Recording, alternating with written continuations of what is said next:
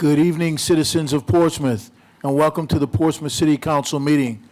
I want to first of all say Happy Valentine's Day to all in attendance, and that's unisex for men and ladies.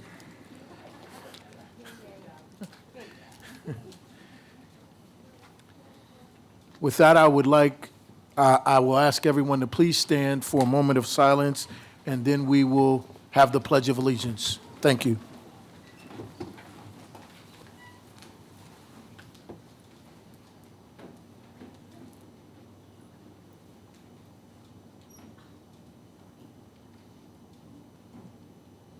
Thank you. I pledge allegiance to the flag of the United States of America and to the republic for which it stands, one nation, under God, indivisible, with liberty and justice for all. Thank you once again. I want to welcome once again all of my colleagues on council and our city leadership team. And Madam Clerk, would you call the roll, please? Yes, sir. Mr. Barnes is absent. Mr. Hugel. Present. Mrs. Lucas-Burke. Here. Mr. Moody. Here. Mr. Tillage. Here. Dr. Whitaker. Present. Mayor Glover. Here. We do have a call for a motion of our minutes of our last call meeting on January the 24th, 2023, and our regular meeting on January 24th, 2023. I would ask my colleagues, are there any changes to the minutes? Dr. Whitaker, sir, you have the floor. Yes, Mr. Mayor, I'd like to let the minutes reflect the change on the certification of the closed meeting on January the 24th, changing my vote from yes to no. And in keeping with the guidelines and law, the reason for voting no: on January 24th, 2023, members of the Portsmouth City Council voted to enter in the closed meeting based on Virginia Code subsection 2.2-3711A.7 for the purpose of briefings by staff members pertaining to actual or probable litigation, where such briefing and open meeting would adversely affect the negotiating or litigating posture of the public body, specifically regarding Victory West Thrill Park LLC versus City of Portsmouth, Circuit Court Case Number 22-005055-00 and 1 Ace Parker Drive. I was not present during the reading of the closed meeting motion because the mayor ordered the sergeant at arms to remove me from the meeting as I was attempting to question the need of the funding request by PRHA. Subsequently, I confirmed that there is no actual nor probable litigation as identified in the closed meeting motion regarding 1 Ace Parker Drive, also known as Elizabeth Minor Golf Club. The update given on Elizabeth Minor Golf Club was that the entity had not paid real estate taxes since 1970 as required. Furthermore, the city attorney and city assessor confirmed that the city attorney is not involved in the matter regarding the 50 years of non-payment of real estate taxes by Elizabeth Minor Golf Club. These facts indicate that there is no actual nor probable litigation as required by law.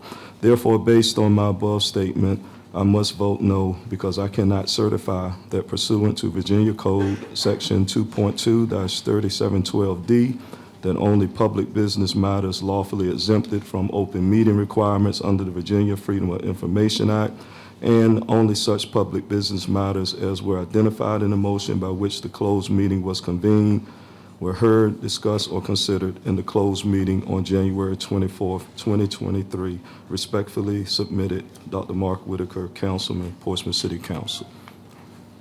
Thank you, sir. I'll get it. And we have that duly noted, Madam Clerk. And here's my statement for the record. Thank you, sir.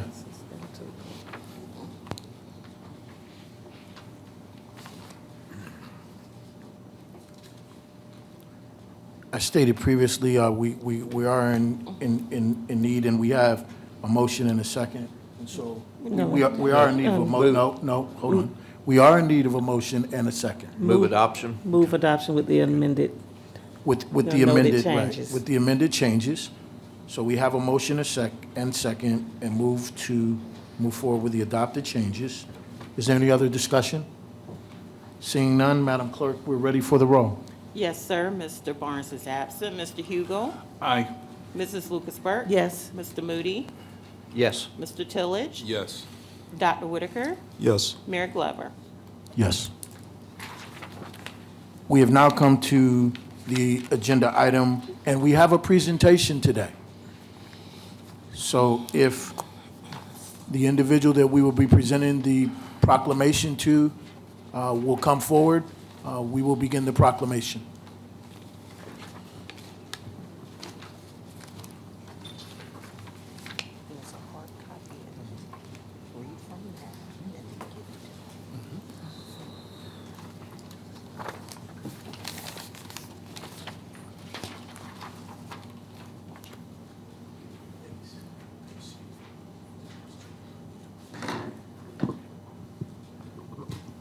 I believe that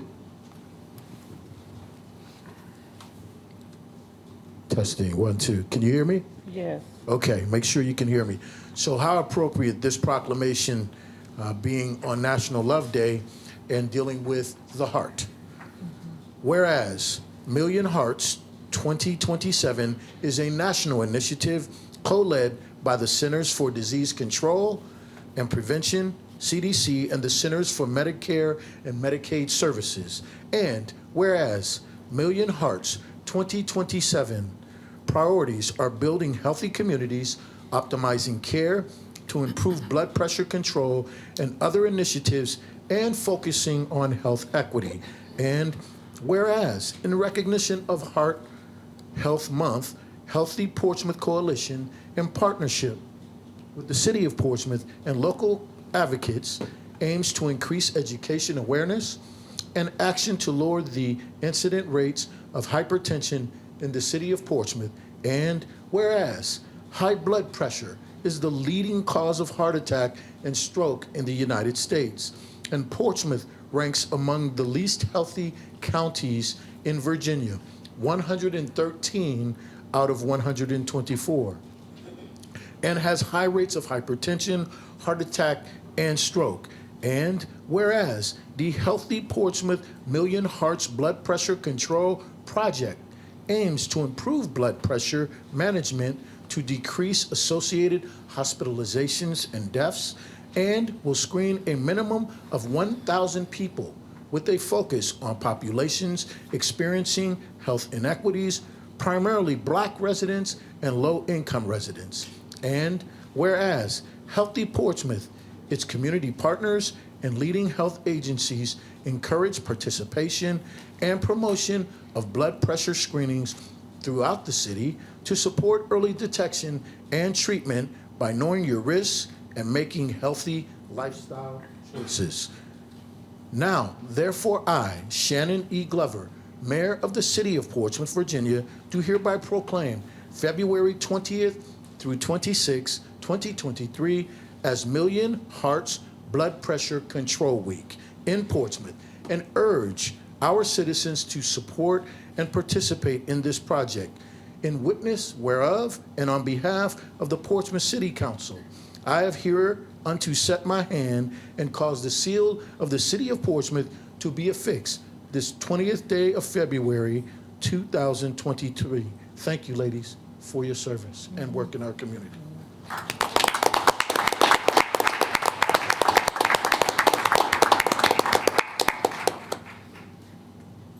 Would you like to say anything? Either of you? I would just like to thank you for your attention to this issue and encourage everybody to look at the city's Facebook page and our Facebook page and come out and get screened during the week.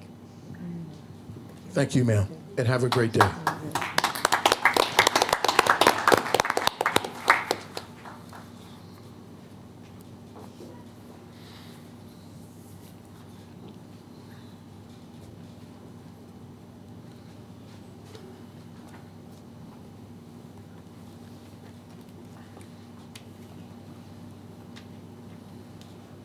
Madam Clerk, would you please read the speaker statement?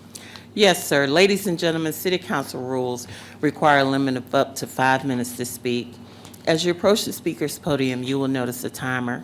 At the beginning of your 5 minutes, you will see a green light. 4 minutes into your remarks, you will notice a yellow light. At the end of 5 minutes, you will see a red light, hear a beep, and we ask that you conclude your comments at that time.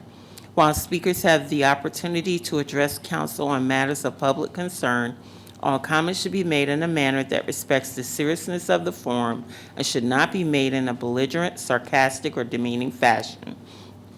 All remarks shall be directed to the City Council as a body rather than to any particular member of City Council, staff, or the audience, and should be limited to matters that only the Portsmouth City Council can influence. A speaker who fails to observe this basic rule of decorum will be deemed out of order and not allowed to conclude his or her comments. Thank you, ma'am. Thank you, ma'am.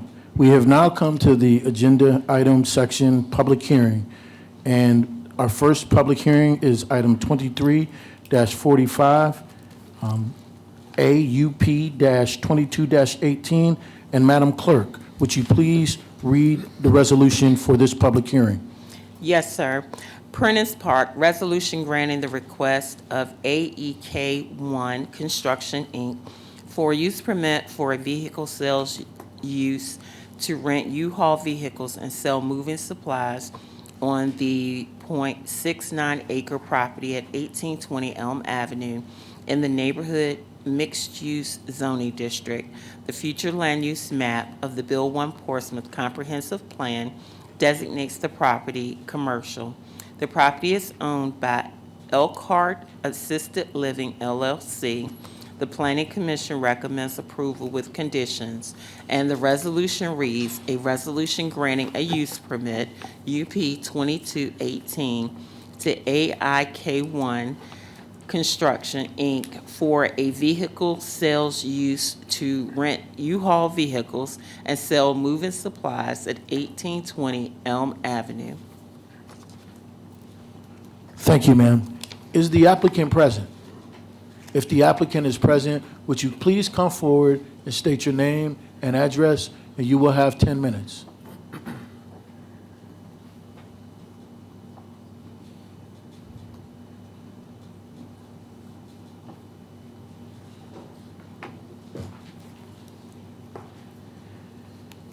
Good evening, City Council, city officials, and community members. My name is Valencia Kelly. I'm here with my husband, Edward Kelly. And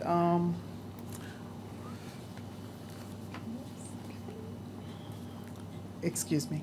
It's okay, take your time, ma'am. If this, it's okay, just take your time. You have 10 minutes.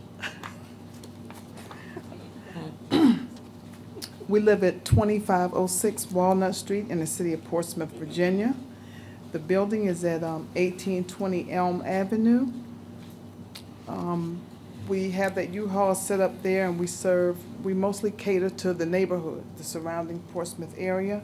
We also have a large percentage of our units are rented to military.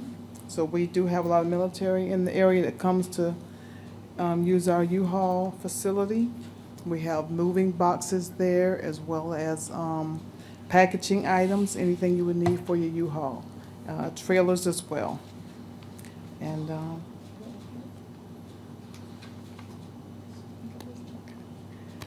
any questions? Are there any questions from my colleagues on council? Councilman Hugel, sir, you have the floor. Yeah, thanks, Mr. Mayor. So my question's really directed to the city manager.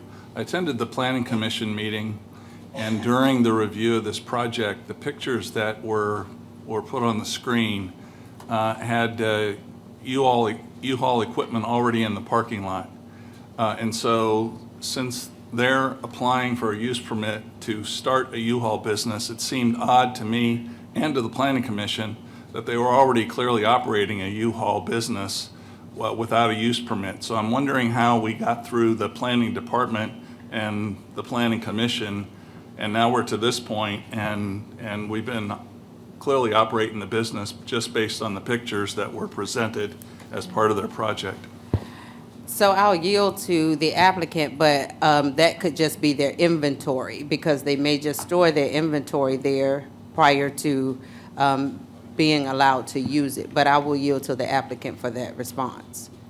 Well, when we initially inquired about the U-Haul, we weren't well informed on the procedures of how to do that. We thought U-Haul did all of that, because you don't own U-Haul, you just get a percentage of the rentals. So we knew there was several around us. They came in, put everything up. Nobody told us anything about anything. We thought U-Haul was actually gonna get it, because we don't own the U-Haul. All we're doing is sitting down and renting them out from a computer. So we had no knowledge of that. But once it's brought to our attention, that's when we contacted the city and we started following all the necessary paperwork to make sure that we was in line with all rules, regulations, and laws. So is it clear, can I say with confidence that you put a pause on your service until this was clear? Is that your inventory? I think that's more so what the council wants to, or really asking. Are you in operation? Yes, we are. Okay, well, that's where he's saying that's a problem. And my concern is if we didn't wait on a use permit for that business, then what's going to prevent the new business from cropping up, and then we find out after the fact that we're prosecuting or pursuing a use permit? So there's a process here, and we just need to follow it. Yeah, so I believe they're more familiar and they've identified and addressed the issue.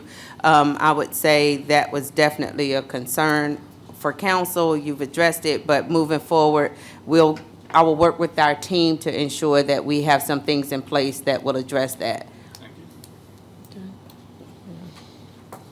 Vice Mayor Lucas Burke, ma'am, you have the floor. Thank you, Mayor. Thank you, Mr. and Ms. Kelly, for the presentation. And of course, we've looked at the packet already. We see that there are some conditions that the Planning Commission has put in place. Have they been corrected? Have they been filled or already completed? Or do you have any concerns with the conditions that the Planning Commission put in place? We don't have any complaint. A lot of the conditions that they gave us were already addressed prior to us coming here. Okay, And, that was my they question. have not issued over, other than the signage, which we've taken care of. They haven't sent us any additional stuff. They just told us at the approval that we would receive some conditions. Okay, thank you. And is there the signage that says the name of the business, or do you have to was that one of the conditions to put signage up? No, there was a sign up that had in that window there about guns and ammo. Okay, And that was the. that was they the had an issue condition. with. Yes. Okay, but is there a sign for the business name? Yes, you Where all. to see? Yes, ma'am. Okay, I don't see it. Yes, ma'am. Okay, thank you. Thank you, ma'am. Are there any other questions from my colleagues on council? Seeing none, then, thank you, Mr. and Mrs. Kelly. We do have for this particular item, we do not have any speakers that have signed up. However, this is a public hearing. And since it is a public hearing, you do not, or you are not required to have signed up prior to come and speak on this matter. If there is anyone in the audience who wants to speak on the matter of this public hearing as it relates to the U-Haul vehicles and information that was introduced in the resolution, you have 5 minutes. You can come forward to speak on this matter, and you need to state your name and address. So are there any individuals in the audience who wish to come forward and speak on this matter? Seeing none, then this public hearing is closed. Council members, we are in need of a motion and a second. Move for approval. Second. Madam Clerk, would you call the roll, please? Yes, sir. Mr. Barnes is absent. Mr. Hugo? Aye. Mrs. Lucas Burke? Yes. Mr. Moody? Yes. Mr. Tillage? Yes. Dr. Whitaker? Yes. Mayor Glover? Yes. We have now come to item B, which is UP 22-19. And Madam Clerk, would you please read the public hearing resolution for this item? Yes, sir. Churchland, resolution granting the request of Daniel Heatwall of the Port LLC to renew an expired use permit to construct a 192-unit multifamily apartment community on approximately 10.34 acres at a density of 18.59 units per acre located at 5601 High Street, and a 40-unit multifamily apartment community on approximately 2.16 acres at a density of 18.52 units per acre located at 3109 Tire Neck Road. The property is 5601 High Street, is zoned high-intensity mixed use, and 3109 Tire Neck Road is zoned multifamily urban residential. The Bill 1 Portsmouth Comprehensive Plan's future land use map designates both properties for commercial use. The properties are owned by the Port LLC.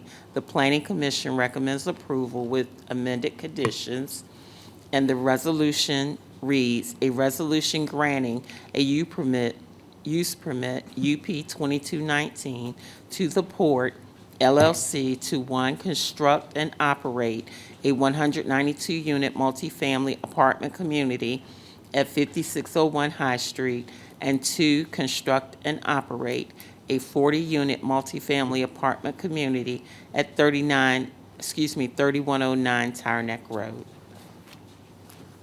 Thank you, ma'am. Is the applicant present?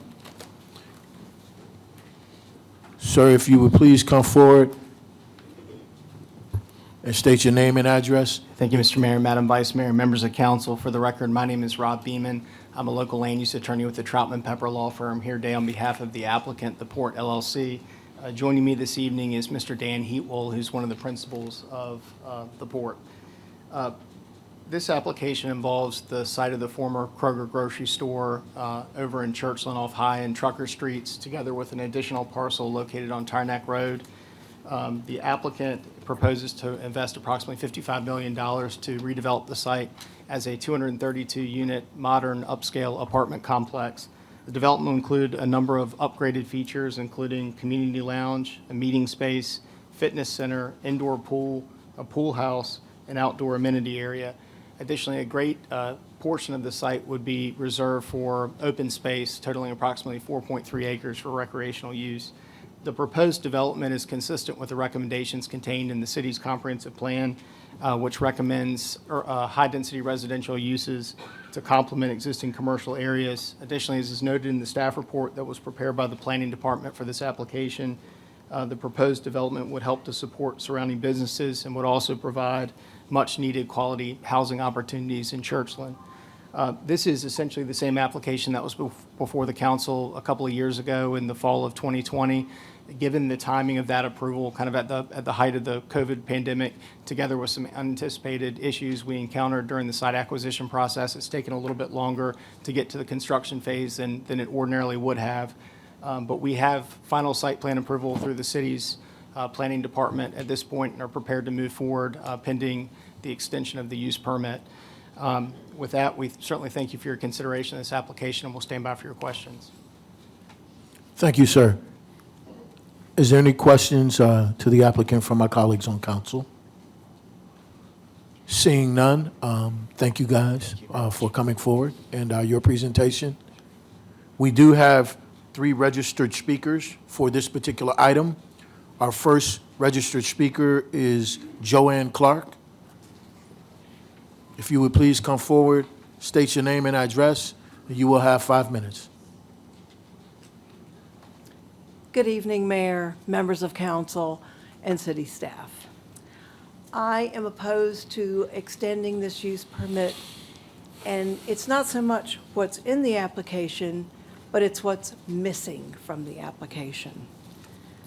First off, it breaks down how the apartments will be, how many bedrooms, 72 single-bedroom units, 130 two-bedroom units, and 40 three-bedroom units. What's missing from this application is how many students are going to be generated from it? What ages are they? Which schools will they be going to? What will be the impact of the schools?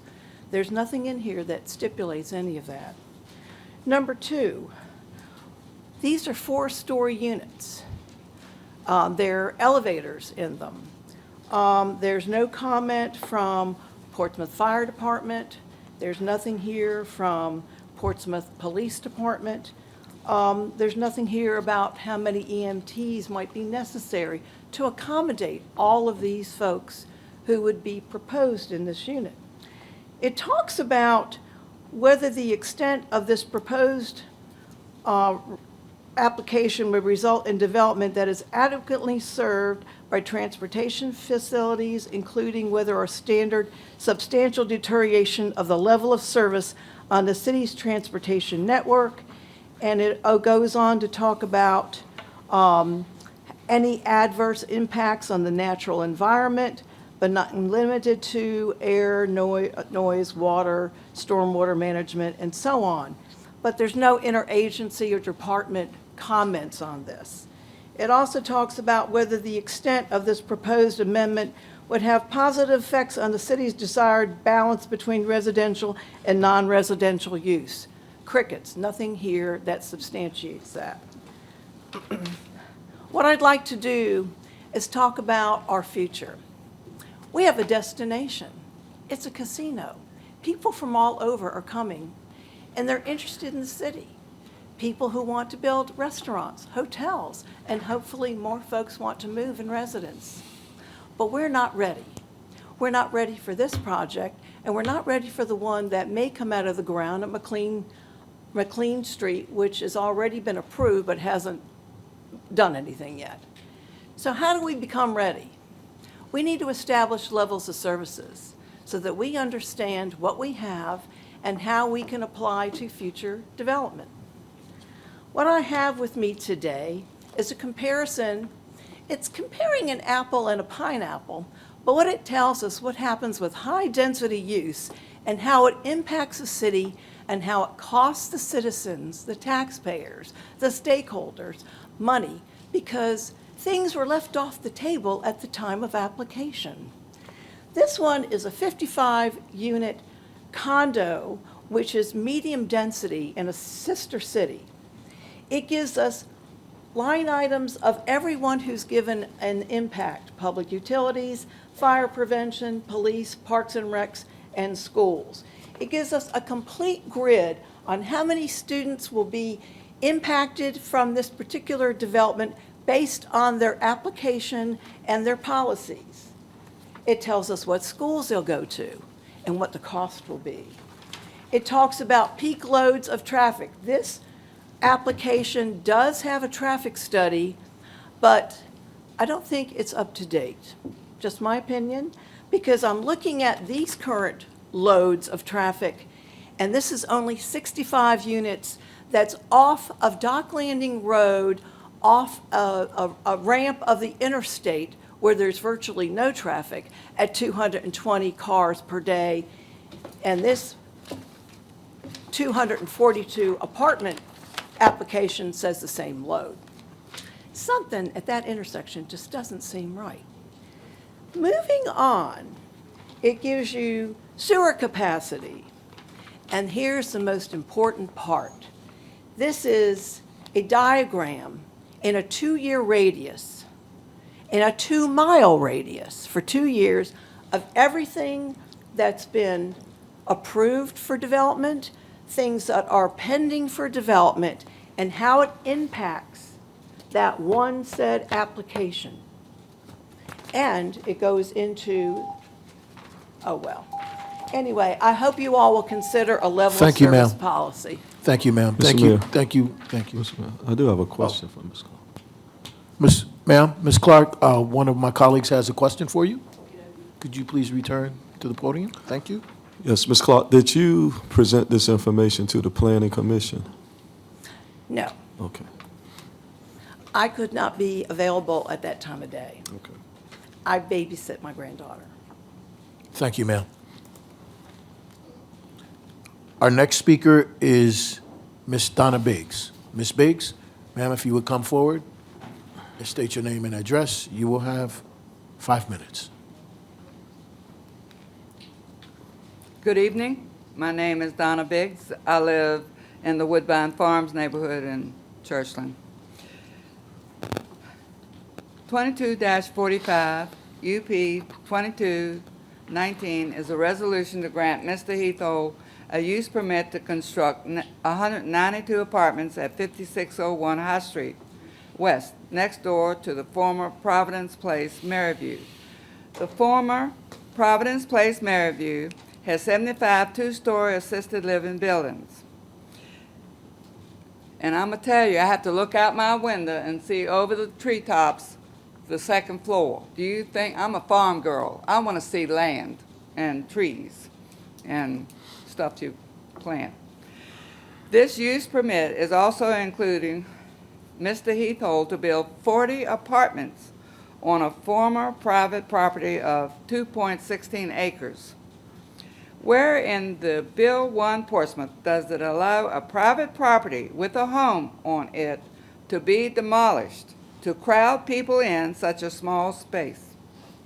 This is a private residence, and it needs to remain for an owner to be able to have space to live and breathe.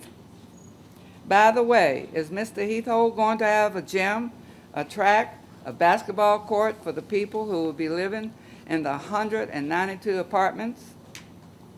We, the people in our neighborhood, do not need for the residents of any other area to come in our neighborhood to have trees they can see as they walk in our neighborhood. In addition, there are condos in the Gatewood condos on Christina Circle off Tire Neck Road. Has anyone contacted the Sierra Club to get permission to take away our living space for money in Churchland? Did Bill 1 Portsmouth consider keeping open space on private property? If not, why not? Thank you, ma'am. Our next speaker is Ms. Ursula Murphy. Ma'am, if you would come forward and state your name and address, you will have 5 minutes.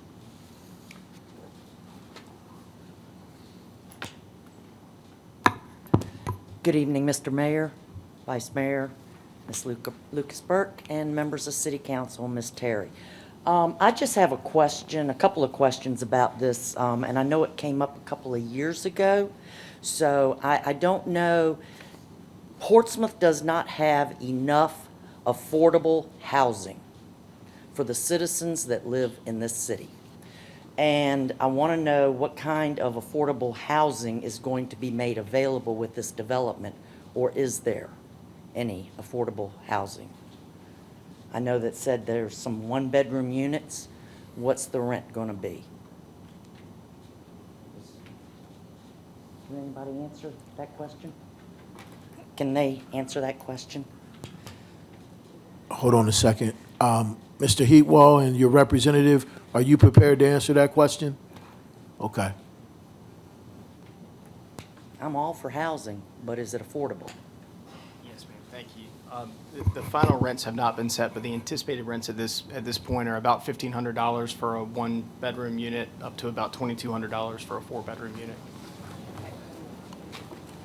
That's all I wanted to know. Thank you. Thank you, ma'am. Once again, this is a public hearing. Anyone who wishes to come and speak on this public hearing, if you would come forward, state your name and address, you will have 5 minutes. Hi, Dr. William S. Dotson, 801 Mimosa. I'm not objecting or condoning this in any way.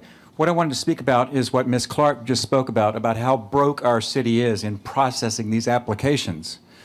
I recently went through 2 years trying to get projects through the planning and city codes and compliance. Those two departments are on the same floor and they don't even speak to each other. I had to drive all the way back to the city to walk a document across the hallway. The processes that we have in this city are broken. Please, please, please get our new Sir. interim manager to address these issues. Thank you, sir. Thank you. Once again, this is a public hearing speaking on the item of the development that was that was presented to us. If you wish to speak on that specific item, then you can come forward and do so. You're not required to have signed up to do that. Is there anyone in the audience who wishes to come forward and speak on this item? Seeing none, then this item is closed. And that public hearing is closed. We will proceed forward. Is there any additional question with my colleagues on council? Dr. Whitaker, sir, you have the floor. Yes, I do have a question for the developer.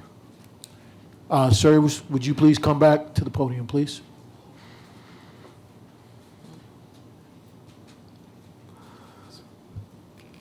Your total development, as I understand it, you said the total development is $55 million. Yes, sir, that's the total cost. Okay. Do you have a minority contractor participation plan? We have no plan in place specifically. What we have for this project, we have not chosen a general contractor for the project yet. We are working with Grove Church, which is located less than a mile away, and they've agreed to allow us to use their life center, that when a contractor is chosen, we can host a public information event at their life facility, invite members of the community to come in and learn about the project and where they can bid. So this is open to all members of the community. And they've also allowed us to, as we get further on and complete the project, to be able to hold a second event when it comes to the permanent jobs that will be created at this site, to host a public information session on that as well. In your past developments, what has been your rate of minority contractor participation? I don't know if I have an exact number. I would say that we have done, as through our general contractor, in the past, public-private partnerships where that small women, minority, and veteran-owned business participation was required. We've gone through all those processes. We're currently under construction on a HUD project where we're required to go through all of that vetting process to encourage all members of the community to be involved in the process, and we certainly will do the same thing on this project. Okay, thank you.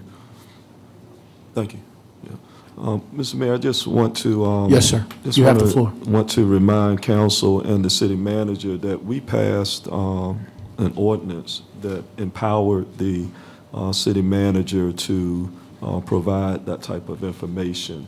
And I think with the amount of dollars that are being invested and the resources that will be used, our public streets, the police, fire, committed, that information needs to be provided to us when these developers come before us. I've mentioned it on several occasions, and as I said, we've had an ordinance passed, and for these projects to keep coming before us, multi-million dollars, and we're not vetting whether there's a minority participation involved, I think it's a disservice. And so I'm requesting again that we make sure that information is presented to us so that I don't have to keep asking these type of questions. Thank you, sir. Is there any other questions from my colleagues on council? Seeing none, then we are in need of a motion and a second. Move for approval. Second. Madam Clerk, would you call the roll? Yes, sir. Mr. Barnes is absent. Mr. Hugel? Aye. Mrs. Lucas Burke? Yes. Mr. Moody? Yes. Mr. Tillage? Yes. Dr. Whitaker? No. Mayor Glover? Yes. We have now come to UP-22, item 21. And Madam Clerk, would you please read the public hearing resolution for this particular item? Yes, sir. Uptown, resolution granting the request of Water Cooper Company, Inc., for a use permit to construct a 50-unit, 4-story multifamily dwelling on approximately 1.82 acres at a density of 27 units per acre, located at 1100, 1116, and 1130 High Street, 1121 and 1125 Queen Street, 460, 462, 466, and 470 Primrose Street. The properties are zoned neighborhood mixed use and are within the Innovation Overlay District. The Bill 1 Portsmouth Comprehensive Plan's future land use map designates these parcels as part of the mixed-use corridor. The properties are owned by the Portsmouth Economic Development Authority. Planning Commission recommends approval with conditions, and the resolution reads, a resolution granting a use permit UP 2221 to Wada Cooper Companies, Inc. to construct and operate a 50-unit, 4-story multifamily dwelling at 1100, 1116, and 1130 High Street, 1121 and 1125 Queen Street, and 460, 462, 466, and 470 Primrose Street. Thank you, ma'am. Is the applicant present? And if they are, would you please come forward, state your name and address, sirs, and you will have 10 minutes. Good afternoon, Mayor Glover, Afternoon, sir. Vice Mayor Lucas Burke, members of City Council. My name is Bruce Watts. I'm Vice President of Walter Cooper Companies, 530 South Main Street, Norfolk, Virginia. It's indeed a pleasure for me to be back before you again within the past 3 years. You all voted for our project, Holly Point, which is a $12 million project that's fully occupied now at Effingham and County Street, and we really appreciate your support for that project. This project is called Baines Point, and this project, thank you, this project is named after a civil rights pioneer that was part of the Underground Railroad for the city of Portsmouth. And she actually helped get enslaved people onto ships to the north to freedom. And it's an integral part of another example of how the city of Portsmouth has been an integral part of our country and how it's been an integral part of the Commonwealth of Virginia. I would like to say for your staff, the planning department, Julie Chalk, and also Brian Donahue in economic development. We wouldn't be here today if it wasn't for that staff. That staff has been extremely helpful to us.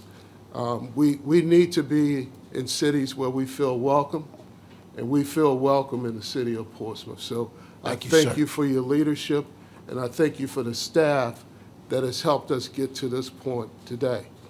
This project is a 50-unit project, multifamily.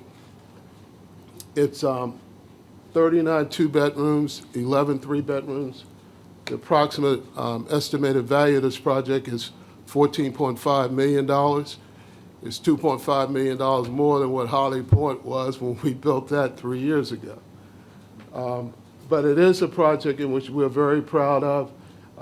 It does have price points of affordable housing because it is affordable housing. The price points on the average are going to range about $745 for a two-bedroom, and for a three-bedroom with an area median income of about 80%, which is about $70,000 a year, those apartments could be a three-bedroom up to $1,400. But it's all based on your income. So when you talk about affordability, clearly this is affordability here. I have our architect here, Faldo Shahid, and he can explain a little bit about your elevations and the quality of what we're producing here again. That's very similar to Holly Point. So without further ado, I'd like to get our architect to come up and talk a little bit about what we're going to present to you on the elevations. Good evening, respected Mayor, Vice Mayor, and distinguished council members. My name is Faisal Sayed. I'm with the PCI Design Group, project manager and designer for this project. The site plan that was in the previous slide that was presented, We have, the 50 units spread out uniformly across the building. We have, a total of 75 parking spaces that are required. We have provided 77, of which, 11 are on-site, which is in the existing parking line that is already there. We also have a playground that would be accommodated and green spaces as per the city's requirements.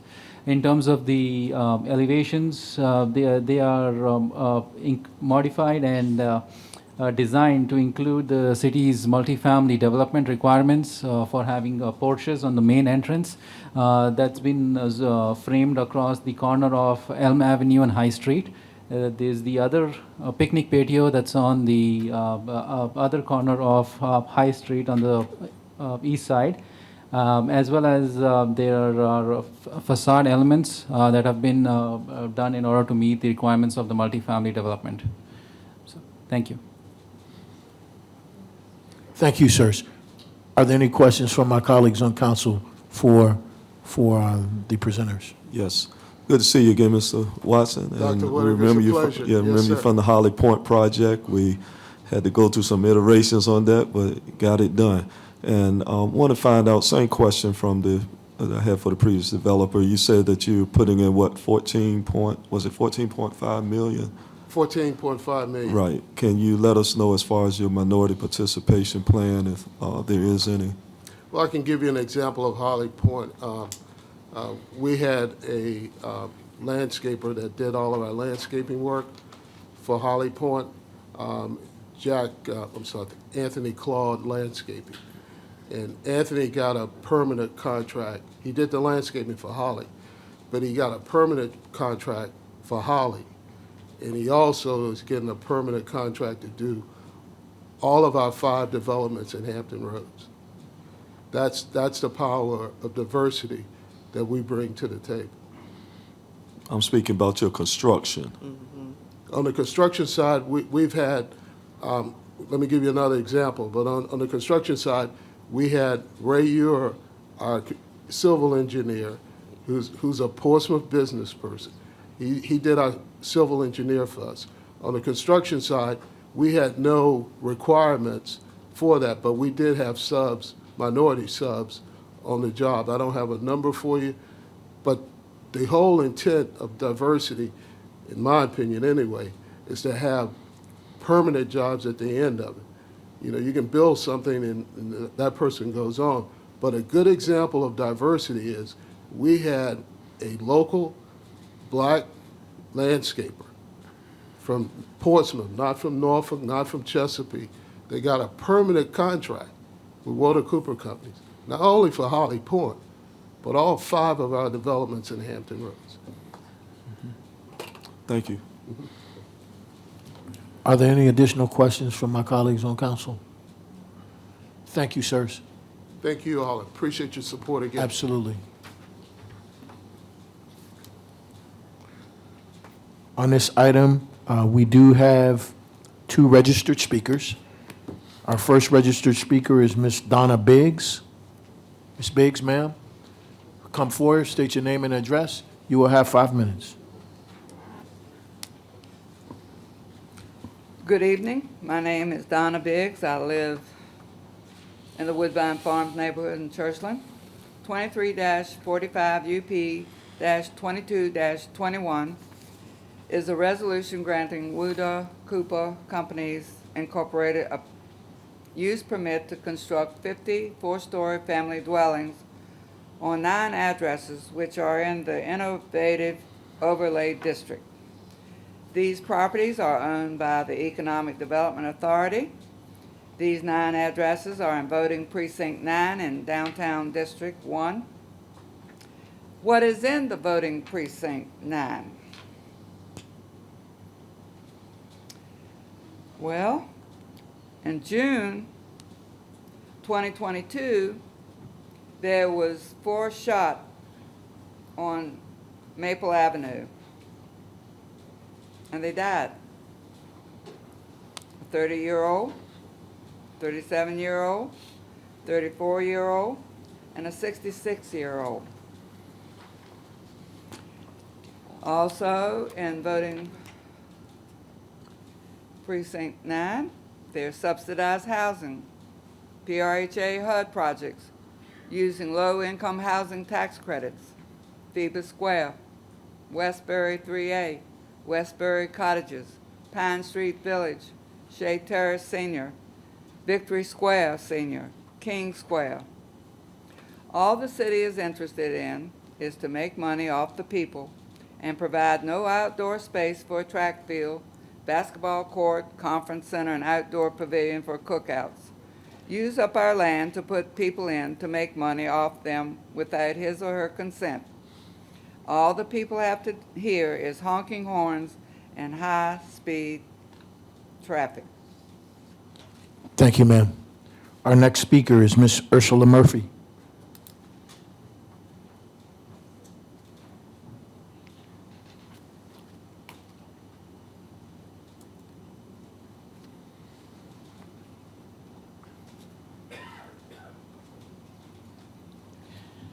Hello again. My name is Ursula Murphy, and I live in the Manor View section of Portsmouth. That's out Elmhurst Lane and Airline Boulevard. So affordable housing, I like that. I have a background in property management and housing, and have for a very long time in the city. So I like to see affordable housing. I saw the article in today's paper that said that there would be, that it was nice, that there would be some 2-bedrooms and 3-bedroom units. My question is, who's going to manage the rental of those properties? And because there are tax credits being considered, will there be any preference to our homeless population that need they need housing? They need affordable housing, and they need a place to start over with. So I would ask that in future discussions with developers that maybe some of those be taken into consideration, because affordable housing is important to everybody, to all of us, because as it was stated earlier, there's a lot of people that are one paycheck away from being homeless. So thank you. I'm glad to see, and I hope you approve this. Thank you, ma'am. This is a public hearing. Anyone wishing to come forward and speak on this matter, if you come forward, state your name and address, you will have 5 minutes. Sir, state your name and address, you will have 5 minutes. Good day, ladies and gentlemen of the City Council, and everybody, happy Valentine's Day.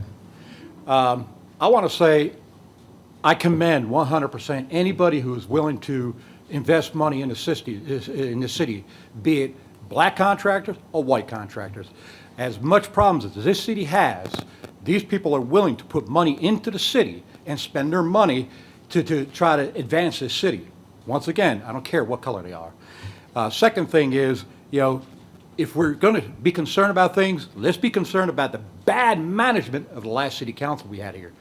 Total $21 million in lawsuits. Sir, we have to speak to what the public hearing issue is. That is not what the issue is. So unless you speak to that issue, you're not going to be able to go forward. That's fine. Okay. And once again, thank you for anybody who's willing to invest in this city. We need the money. We need to get this city going in the right direction. Thank you. And I commend all of you. Thank you, sir. Ma'am, if you would come forward and state your name and address, you will have 5 minutes. Thank you. Good evening, Mayor, Vice Mayor, council persons, and staff. My name is Pamela Wilkins, and I'm coming on behalf of the Westbury Civic League. And we're coming in support of the Voda Company's building up the affordable apartments. They already have one that's on the corner of Effingham County, and it's a very nice facility. They keep the facility up, and plus it's affordable. And the last time I checked, the median income for Portsmouth was around $55,000. So if you got apartments that are affordable, that people can live in their city without going other places that the apartments may be cheaper, it's better for our city to keep the money here. So me and Westbury are in full support of this project being developed. And that's all I need to say. Thank you. Thank you, I ma'am. hope you consider it and approve it. Thank you, ma'am. Thank you for your comments. If there's anyone else who wishes to come and speak on this public hearing, if you would come forward. You have 5 minutes. Seeing none, this public hearing is closed. Is there any additional discussion amongst my colleagues on council? Seeing none, we are in need of a motion and a second. Move adoption. Second. Madam Clerk, would you call the roll, please? Yes, sir. Mr. Barnes is absent. Mr. Hugo? Aye. Mrs. Lucasberg? Yes. Mr. Moody? Yes. Mr. Tillage? Yes. Dr. Whitaker? Yes. Mayor Glover? Yes. That concludes our public hearings for this evening. We've now come to the city manager's report, item 23-46. And Madam Clerk, would you please read the ordinance we are considering for this item? Yes, sir. An ordinance accepting litter prevention and recycling program funds in the amount of $24,455 from the Virginia Department of Environmental Quality and appropriating said funds in the FY 2023 Grants Fund for use in connection with the Keep Portsmouth Beautiful program. Thank you, ma'am. We are in need of a motion and a second. Move for adoption. Second. And we do have one registered speaker for this item. It is Ms. Donna Biggs. Ma'am, if you would come forward, state your name and address. You will have 5 minutes. Good evening. My name is Donna Biggs, and I live in the Woodbine Farms neighborhood in Churchland. 23-46, an ordinance created by an engineer, deputy city manager, that asks for money for the litter prevention and recycling program for $24,000 from the Department of Environmental Quality for the Keep Portsmouth Beautiful program. There is no city council liaison to the Clean Community Commission. How is this money going to be spent? I see trash everywhere on the streets and grounds. Waste management can't even pick up the trash on property. There needs to be a method to see how this money is planning to be spent.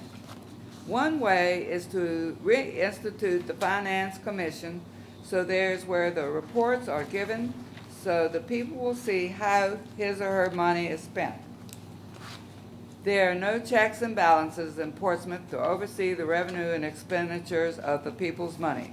So I volunteer to work in the finance department, so I can keep my eyes on every bit of money that's coming in and being spent, because I'm tired of paying taxes in this city.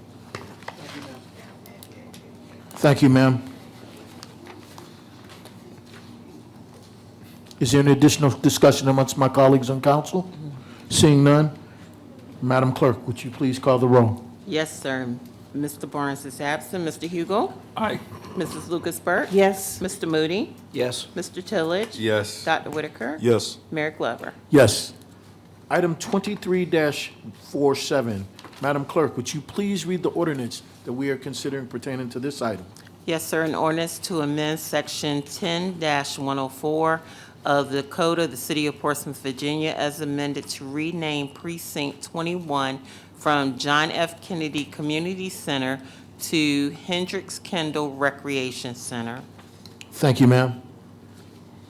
Council colleagues, we're in need of a motion and a second. Move for approval. Second. We do have one registered speaker for this item, and it is Ms. Donna Biggs. Ms. Biggs, if you come forward, state your name and address. You will have 5 minutes. Donna Biggs. I live in the Woodbine Farms neighborhood in Churchland. 23-47 is an ordinance to amend the Code of Portsmouth to rename Precinct Number 21 from John F. Kennedy Community Center to Hendricks Kendall Recreation Center. This does not make sense. The original request was to rename the John F. Kennedy Community Center, not to rename the voting precinct number 21. How about checking the last city council meeting to see what the city council voted to change? Thank you, ma'am. Is there any additional question from my colleagues on council? Seeing none, Madam Clerk, would you call the roll, please? Yes, sir. Mr. Barnes is absent. Mr. Hugo? Aye. Mrs. Lucas Burke? Yes. Mr. Moody? Yes. Mr. Tillage? Yes. Dr. Whitaker? Yes. Mayor Glover? Yes. That concludes our city manager's report. No, it doesn't. We have one more. I'm sorry, okay. I'm thinking about love right now. There you go. Item 23-48.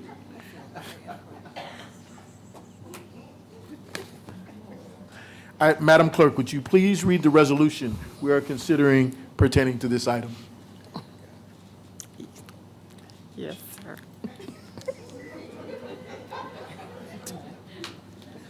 Excuse me. I'm going to try. A resolution authorizing the execution of the fiscal year 2023 agreement with the Virginia Department of Health for funding and services of the Portsmouth Health Department. Thank you, ma'am. We do have, well, we're in need of a motion and a second, first of all. Move for adoption. Second. Thank you, colleagues. We do have one registered speaker for this item, and it is Ms. Donna Biggs. And ma'am, if you would come forward, state your name and address, and you will have 5 minutes. My name is Donna Biggs, and I live in the Woodbine Farms in Churchland.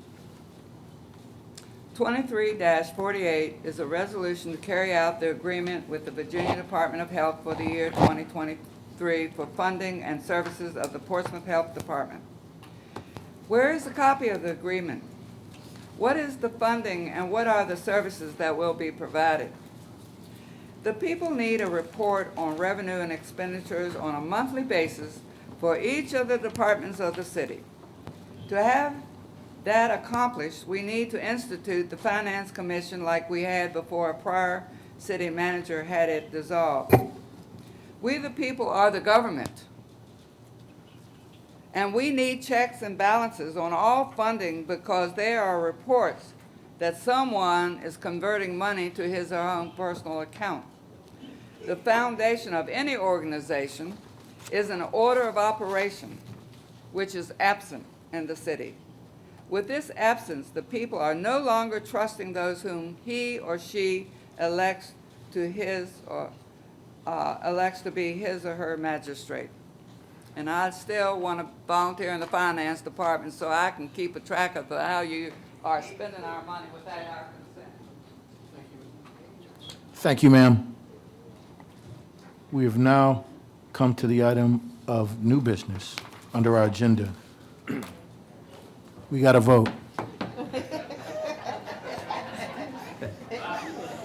We need to vote. So is there any additional questions or comments on this item? Seeing none, Madam Clerk, would you call the roll, please? Yes, sir.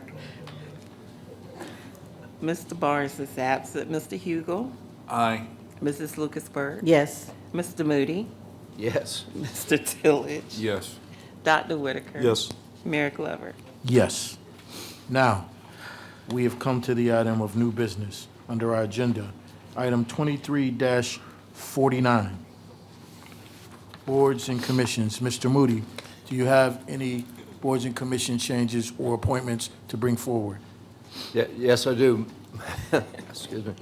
Yes, I do, Mayor and colleagues. I move that we approve the following appointments and reappointments. Reappointments first, Historic Preservation Commission, Renee Snyder, Sean Prince. Appointments, Board of Zoning Appeals, Michael Johnson, James Seagraves. Clean Community Commission, Penatosis, Batitosis, Hunter Bryant.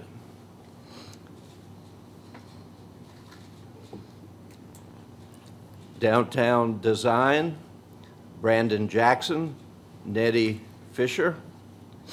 Historic Preservation Commission, Jack McGinney.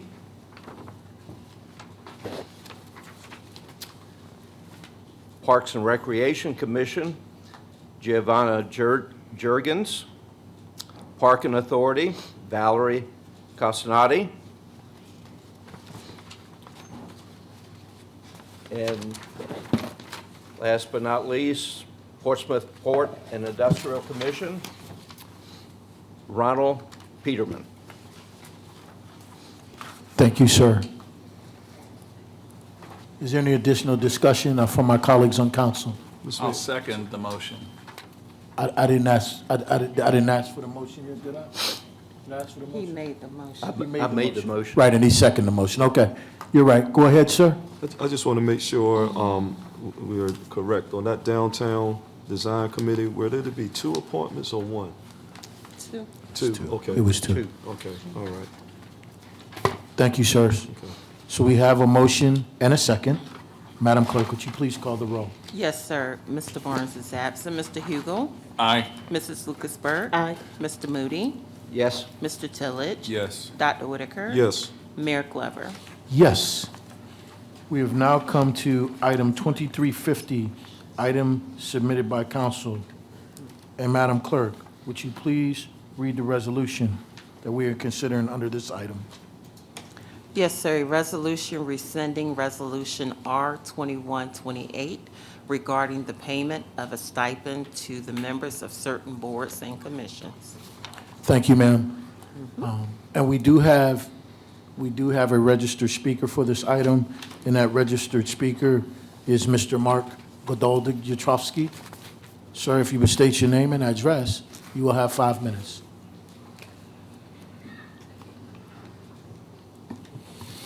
Good evening, Mayor, Council, and other neighbors.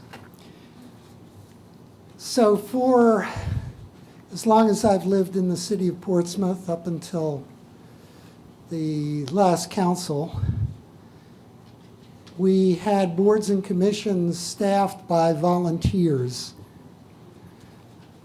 The last council introduced a concept that has apparently been used in some neighboring jurisdictions for certain boards and commissions. A stipend was given to those serving. Now, I'm a very big proponent of volunteerism. It enables us to stretch our resources beyond the fiscal constraints that Portsmouth faces. And there was no actual justification for the amount of the stipend, and there was no fiscal planning involved in it. That is to say, this was not budgeted during a budget process. It was more or less, from where we sit in the cheap seats, an arbitrary toss of the dart at a number on the board. But notwithstanding those deficiencies, the effect of the change has been beneficial in some regards. I haven't done this as a formal statistical process, but just in observing appointments as they've gone on, we have lowered the median age of the participants in boards and commissions in the city. And I think that is worthwhile. One of the obstacles to service on boards and commissions is the fact that working people are unable to come to a meeting during the workday without losing pay from their regular employment. And all employers do not give participants in boards and commissions a chance to make up the time. So I would like to see this, one other deficiency. This only applied to certain boards and commissions. In my mind, volunteerism is volunteerism, and if you have one policy for some boards and commissions, you should have a consistent policy for all boards and commissions. So what I want to suggest to you is you hold off on this and you do a little bit of planning.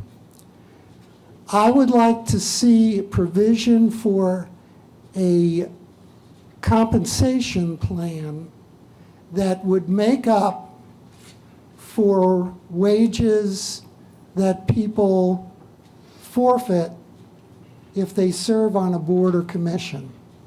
There would have to be documentation, and there would have to be somebody to administer that provision. But I want to see more young people involved in the governance of the city and all levels of government. And so if we can provide some financial support that enables qualified people to take time off from their jobs and not be penalized financially for doing so, I think we have a responsibility to do it. Thank you very much. Thank you, sir. Are there any additional comments from my colleagues on council? Dr. Whitaker, you have the floor, sir. Yes, I just want to comment that the whole institution of the payment to persons serving on certain boards and commissions, it was not arbitrary. We did look at what neighboring cities were doing, and they were also in certain areas paying members who served on boards and commissions. Also wasn't arbitrary in the sense of the budget, because it was reported that it would be something feasible to do within the budget based on the amount. So it wasn't a dart throw, but it was something that was consistent with the information that we had gathered. There was quite an outcry from certain persons about volunteerism. The issue is not about volunteerism. It's about providing access to persons who may not be able to have to sacrifice childcare or job time to serve on these boards as a way of helping them in those situations. And so I would be in favor of keeping it. And also, we saw tonight, one of the presenters told us that she was not able to attend a commission meeting because of childcare. And in a previous meeting, she also indicated about Wi-Fi services and using her discretionary income for vacation purposes. There are some people who do not have that luxury of using their discretionary income for vacation purposes because they don't have that. And so we wanted to make sure that there were not any obstacles to persons serving, and that we would not create a class system where only persons who can afford to serve and volunteer serve. And so it was out of that sense that we did it, and I think we need to continue to keep access available to all and not just to certain persons who can afford to do it. Councilman Tillage, you have the floor, sir. Thank you, Mayor. When this was brought before council a few months back, as a citizen, I wasn't really in favor of it. However, speaking to Mr. Mark Kodoji-Utrowski's point, I think we have seen a difference of age of people who have been able to participate. Now, if a person chooses not to take it, that's their personal option or personal opinion to do that. However, I do think that being able to allow people the accessibility to participate in government is key. And so not everybody can afford to take off from work, but that should not mean that I should not be able to play a role in the decision-making for my city. I do not think that $100 is a lot of money.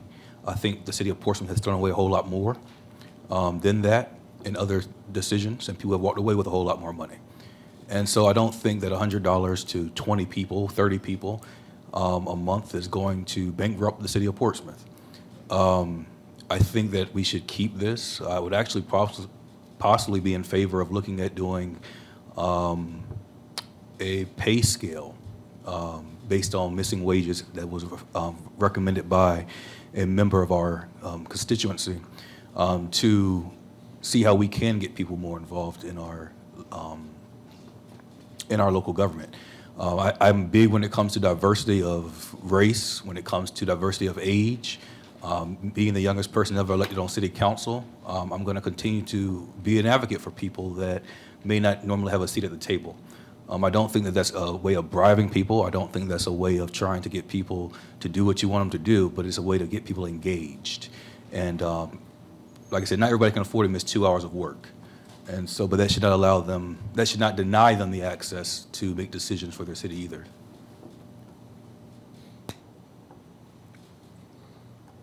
Thank you, sir. Any other comments or questions from my colleagues? Seeing none, we need a motion of a second and a second. Move to adopt. Second. Madam Clerk, would you call the roll, please?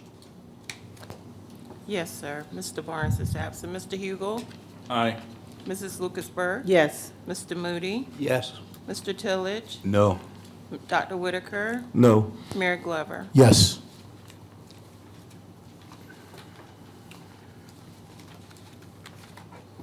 Are there any other items to be submitted by members of council at this time? Yes. Vice Mayor Lucas Burke, ma'am, you have the floor. Thank you, Mayor. I'd like to announce to citizens and colleagues that we have a citizen, Mr. Bruce Lalunde, who has been named to the Bond Secures Mercy Health Regional Market Board. In his role, Mr. Lalunde will provide volunteer governance to Southampton Memorial in Franklin, Mary Immaculate in Newport News, and our very own Maryview Hospital right here in the city of Portsmouth. Mr. Lalunde is a strong and sincere Portsmouth civic advocate, and we look forward to his leadership and support for the professional health care of our Portsmouth citizens. Thank you, ma'am. Dr. Whitaker, Yes. sir, you have the floor. Well, first, before I get to my item, I did have a question on our previous vote. In voting to discontinue the stipend payments, does that also apply to you, Mr. Mayor, the stipends that you receive for boards that you serve on? Sir, my stipends are not in question, sir. No, I was just curious. My stipends are not in question, Okay, sir. so you'll continue to get yours? I will, Okay, sir, for my okay, service. Right, Absolutely. okay. I do have 2 items I just want to follow up on. The first is the Sugar Hill.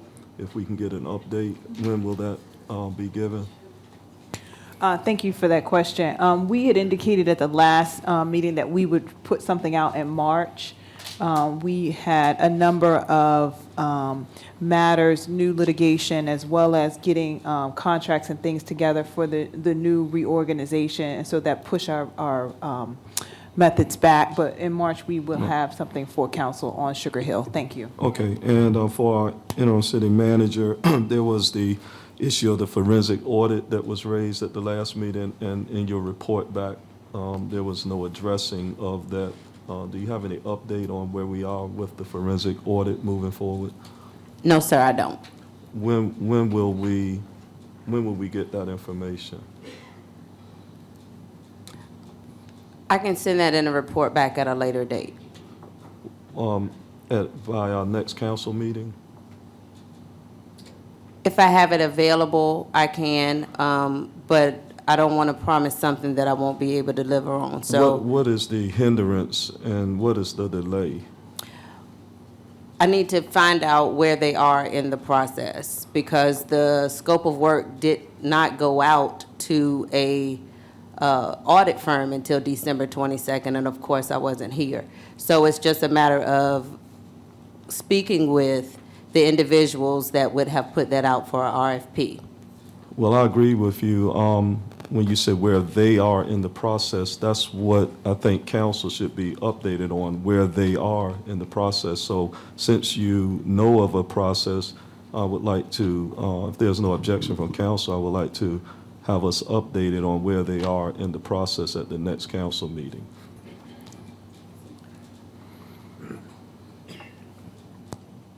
Very good. And she says she can send out a report back, so she'll update us on that.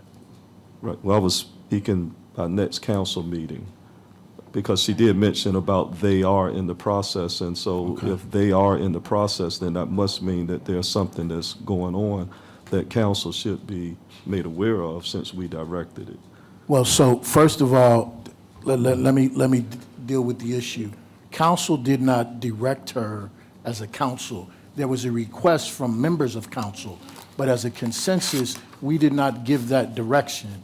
So consequently, the interim city manager and her team are doing research to bring back a report back based on a request from a council member. Now, if we wish to, if to put this to bed, we can certainly deal with this in a manner of calling for a consensus of council tonight to address the fact, do we even need to move forward with a forensic audit?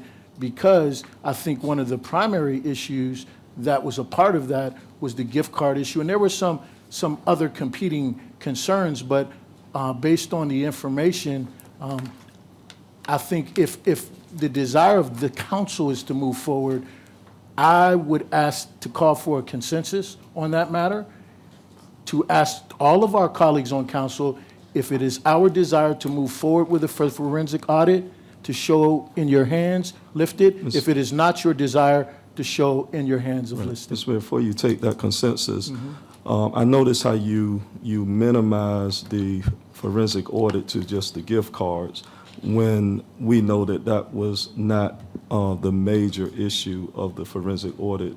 There were 4 areas within that forensic audit. The gift cards was one of them, which that still has not been actually resolved. So I don't know why we're trying to minimize it to just the gift card when we know that there were 4 items that were raised. So I'm concerned that you are trying to make it seem as if it was just a gift card issue when we know that's not the case. Now, of course, you can decide to not direct it to go forward, but I think it will raise even more questions as to why you would not want the issues that were raised to come forward publicly. Thank you, sir, and I appreciate your concern. So in order for us to deal with this as a council, I would like to put it before the consensus of council. Whatever the reasons are, which I don't have any, that's your issue to deal with. But as a council, we have to deal with the concern. And so what I would like to ask my colleagues today, is there a desire to go forward with a consensus to do a forensic audit or not? And based on that, that is how we will proceed. Right. So at this time, Let me just ask you a question, because you directed something to me.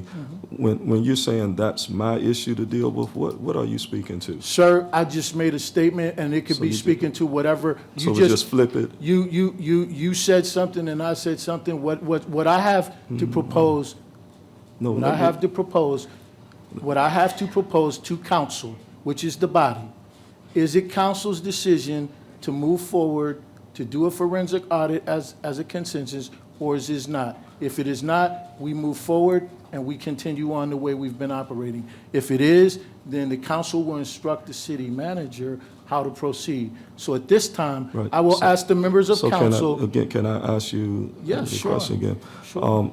Again, the issue that I was raising was that there was not a report back on an item that had been submitted at the previous council meeting, and that was applying to the forensic audit.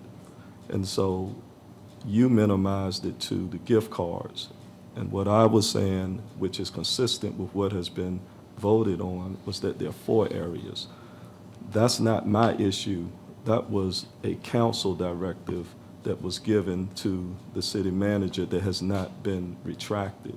And so your consensus that you're asking for is not necessary because it has already been a directive. Now, the proper thing I think that you're asking of council is, does it need to be retracted? Is that what you're asking? Actually, what I'm asking, sir, is what I've asked. I was very clear. I'm asking for a consensus of council to move forward with whatever direction that they choose. Either we do a forensic audit or we do not do a forensic audit? That was my question, and that is the question I'm asking for consensus on council. So at this time, I am asking my colleagues on council. Councilman Hugo, sir, you have the floor.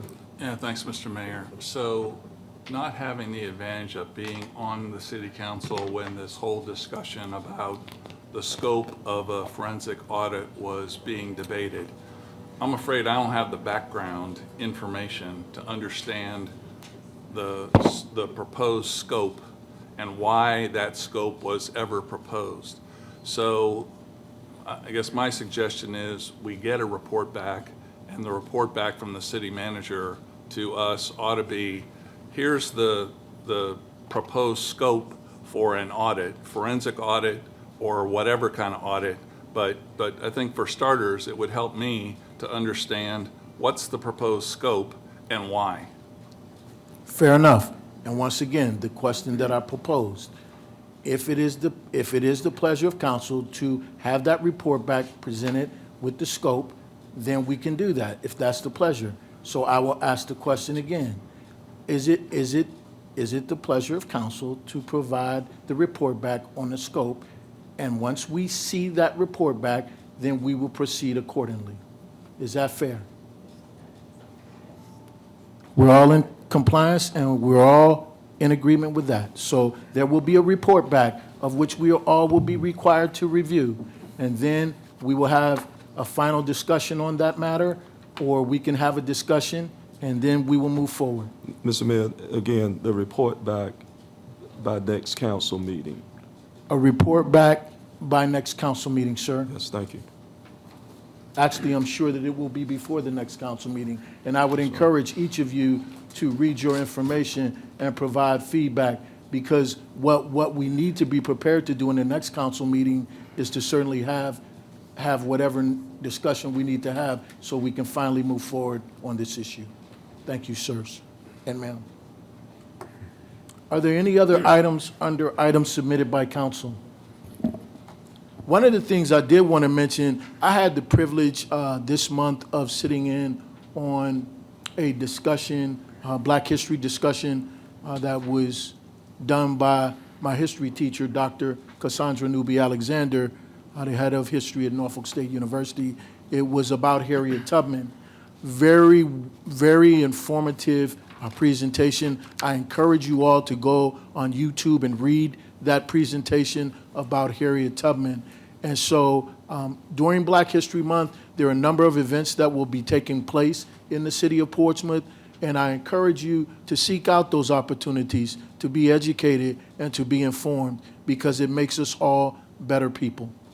The other thing I want to say is I also had the privilege yesterday, actually it was, yes, Monday, to go and speak to our children at the Juvenile Detention Center in Chesapeake.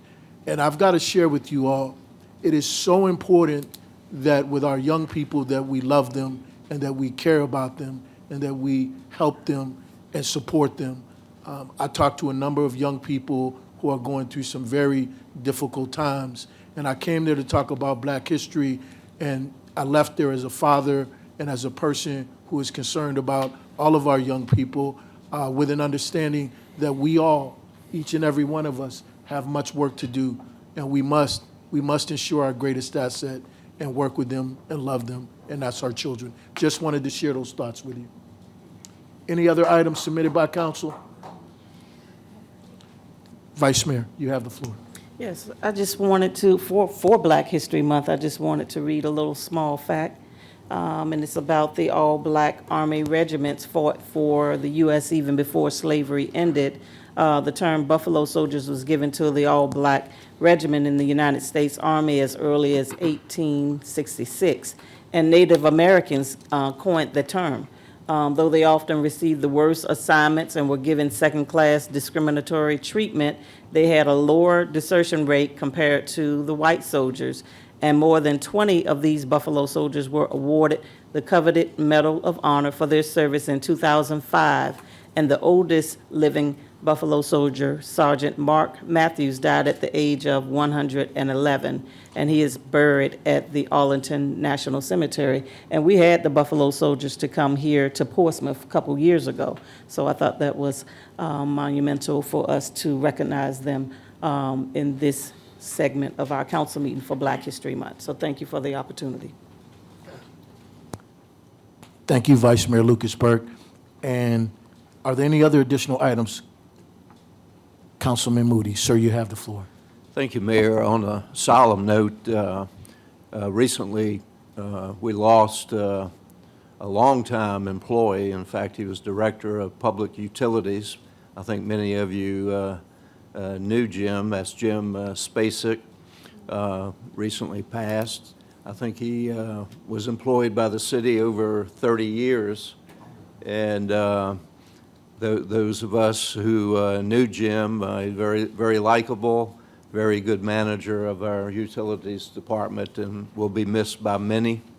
And certainly our thoughts and prayers go out to Jim's family. Thank you, Mayor. Thank you, sir. And of course, one other mention, I did want to get this in. Councilman Hugo alluded to it prior in some of his comments. We were fortunate to participate in the grand opening of our newest healthcare facility, state-of-the-art, the Hampton Roads Community Health Center. And the reason why that's important, it's on High Street. The reason why it was so important, it is the Barbara L. Willis Healthcare Facility, and Barbara L. Willis is the executive director, who is very instrumental with her board and many stakeholders to get that new facility done. And it was a collaboration between the board, certainly the city, state, local, and federal government agencies to make it happen. And the important thing for our citizens is this is a first-class environment where you can receive OBGYN healthcare services, pediatric health services, primary care health services, and dental health services. So anyone can visit that facility if you have insurance or do not have insurance. They do charge on a sliding scale for people with or without means. But the most important thing, a wonderful healthcare facility with top-rate healthcare providers and a beautiful brand-new dental clinic that I'm going to visit at some point just to see how things are working in there. But I wanted to encourage the citizens and let them know that these types of facilities are being put in play in the city of Portsmouth. Thank you. Yes, sir. Not at this time, sir. Not at this time. Sir, not at this time, sir. Thank you, sir. Mr. Mayor.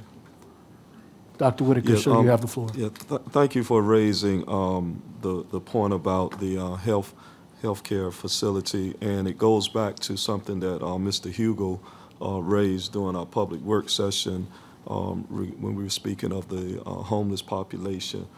I think it's something council should really take a serious look at in light of what you're mentioning about the services that will be there in regards to making sure that our homeless population gets the type of health care that is necessary.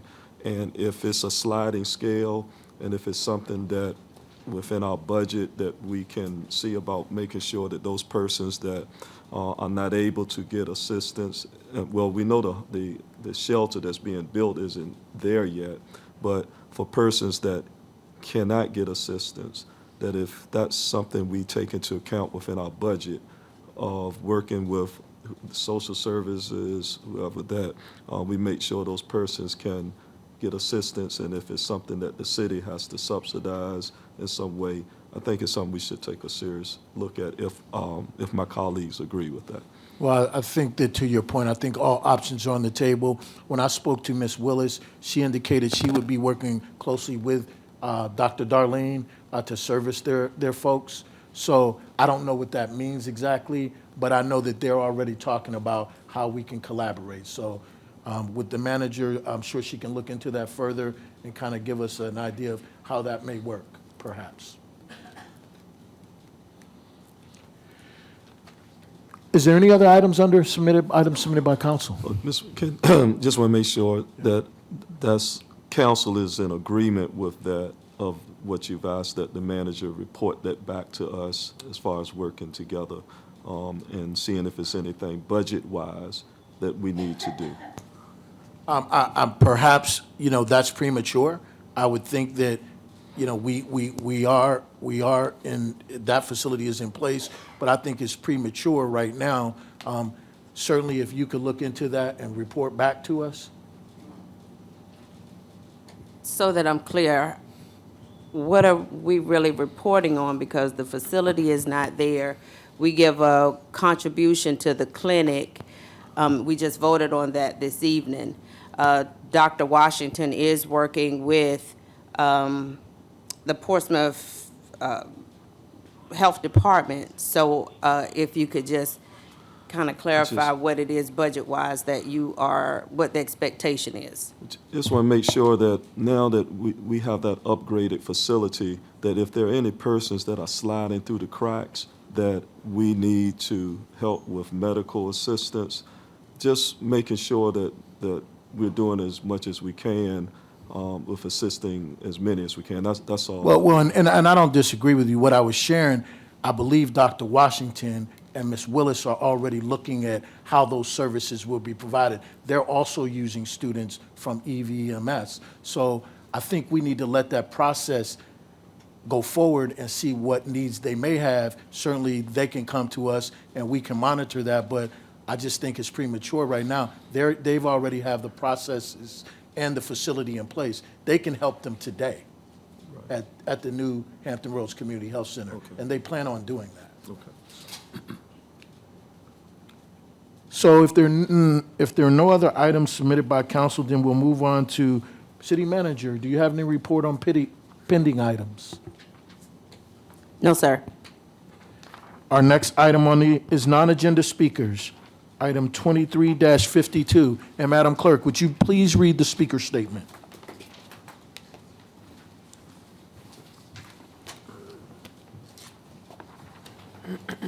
Ladies and gentlemen, City Council rules require a limit of up to 5 minutes to speak.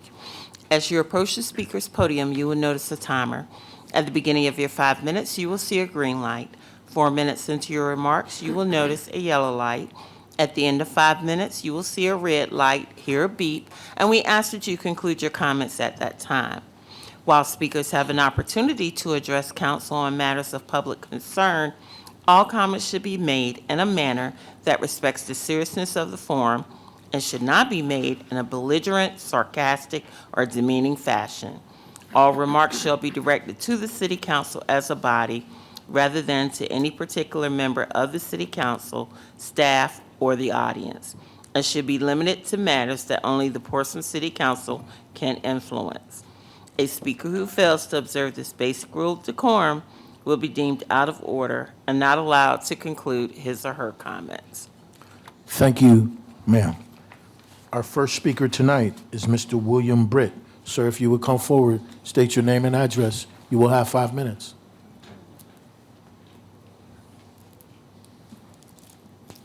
Good evening, everybody. William Britt, Sterling Good evening, Point. sir. Just I'm gonna deviate off what I was going to talk about. The health center, my personal doctor passed away. I paid him cash. All right, I did not have insurance. I was denied insurance by every doctor when I went to get health care because I got diabetes. I went to the health clinic. They set it up with Obamacare and all that. Now I do have insurance, and I still deal with them because they're very professional people, and I appreciate what they've done. Thank you, sir. Their staff is very professional. Now, getting on to what I was here for the city council, we've made the state's most dangerous city to live in. I'll give you all you guys this here. It's very simple to find, and this is under 2022, all right, under the previous administration, all right? We got lawsuit, lawsuit, lawsuit, lawsuit, lawsuit. The city had paid out in the last 2 years over $20,450,000 in lawsuits pertaining to whatever, lawsuits of former employees or car wrecks or whatever the case may be.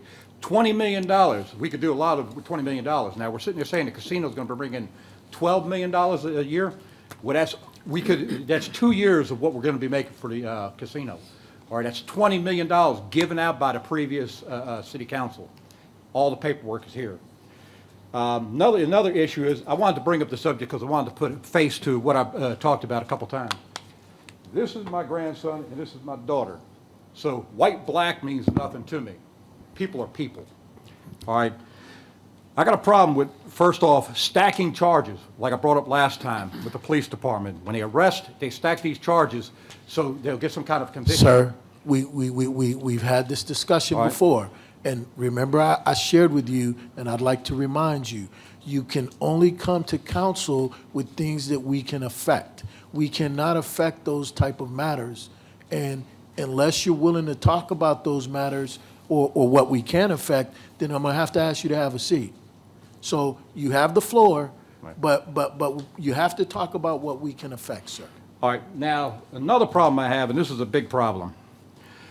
We have Dr. Bracy, who's in charge of the Portsmouth school system. He's the superintendent of schools. In the last 5 years under his tutelage, the schools have not met state standards. All right, they've been below state standards. Here's the information right here. Why are we keeping Dr. Bracy? Sir, once again, the school board is a separate entity. If you wish to speak to the issues as it relates to how the school board, which is an elected body, administers their business, then you have to go to the school board. We don't, other than providing the funding to the schools, council has no authority to tell the schools or the superintendent how to conduct their operation. All right, but the city provides money to the schools. We do, but that is where it stops. We outside of that, we do not run the schools. All right, so what we're saying here is that the schools have the state could take over the schools if the schools don't mandate the proper learning and education from the city of Portsmouth. So the city of Portsmouth controls the schools. Sir, once again, as I shared with you, what I've expressed to you is what it is. We do have a joint meeting with the school board, I believe, on February 23rd. You're welcome to come to that and listen to the dialogue and discussion. However, for purposes of the discussion tonight, you must talk about things that council can affect. Oh, so what you're saying is the council has no effect on the school system? Sir, I'm just asking. Once again, sir, I've given you the parameters. I'm not going to go back on a question and answer with you on this matter. You either adhere to the rule or you're going to have to take a seat. Right, but that's what I'm asking you. A lot of this is pertaining I've just to the shared with school. you what our responsibility is. All right. That's what I shared. All right, well, let's get back to crime. All right.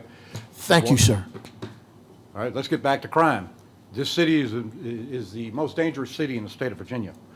All right, we are over 80 police officers shy of where we're supposed to be. The city appropriated $20,450,000 to settle these lawsuits last year under the last administration. Why is it now that we're having a hard time finding police officers? The way to get police officers is you put money out there. That motivates everybody. Let's pay the police officers $5,000 more than what any other locality pays. That way we could get the police officers in here. All right, the police officers are being run ragged. We have crime. We had a fight already in the casino. All right, we've had problems with the city of Portsmouth with crime. Why don't we do something about it? I mean, you know, this is crazy. We're able to give out $20 million in lawsuits, not including how much it costs to get the attorneys to pay what we're paying these attorneys to represent the city on these lawsuits.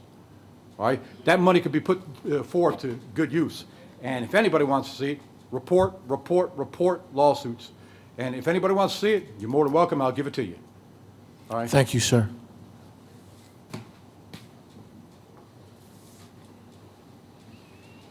Our next speaker is Mr. Marcel Campbell. Mr. Campbell, sir, if you are in the room, if you would come forward, you will have 5 minutes. Mr. Campbell? Our next speaker is Mr. Mark Godaldig Yatrovsky.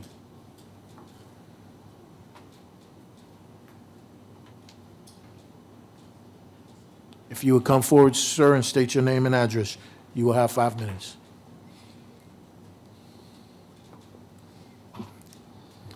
Mayor, council, and other neighbors. So I spoke to you a while ago about hybrid meetings, and I was encouraged because former city manager Jones had, in fact, some ideas about putting that into effect. Hybrid meetings involving electronic participation by citizens in this proceeding that we're having now, and others like it. I assume, since there has been no progress report since, that that was one of the casualties of the changes of administration that we've been through. So I would like to ask you to put that on the interim city manager's priority list, because I believe it is of value to other citizens and myself. Secondly, I spoke to you a while back about the speaker's statement, and I critiqued it as a statement that was intended to muzzle the citizens. There was some acknowledgement at the time where I misinterpreted what I was hearing, but I left with the impression that there would be some consideration of changing the wording in that speaker's statement. I've seen no tangible evidence that there's been any movement forward on that, and I would like to encourage you to move forward on that. You are, I believe, in many instances, actually censoring content. That's my opinion as an informed citizen. I do not have the legal training to make that stick, but I sincerely believe that you are effectively censoring content. And it's my understanding that the courts have denied public bodies the ability to censor content.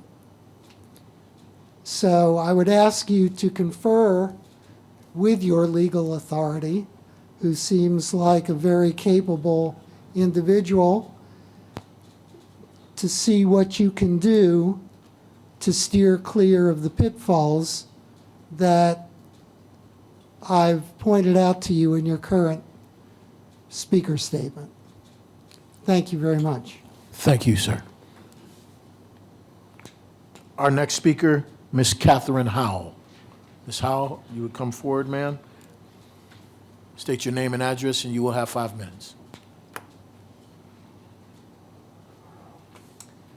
Hello, my name's Catherine Howell. I live in Cavalier Manor. I don't think I need to go into the gun violence. I think most of us here hear the sirens every day, hear the gunshots every day, read the Twitter feed almost every day of another kid dying in the street. How many more kids have to die? How many more of our kids have to die? Because we are seeing the biggest wealth distribution in history. American government spends $68 billion every single year of taxpayer dollars to enslave citizens.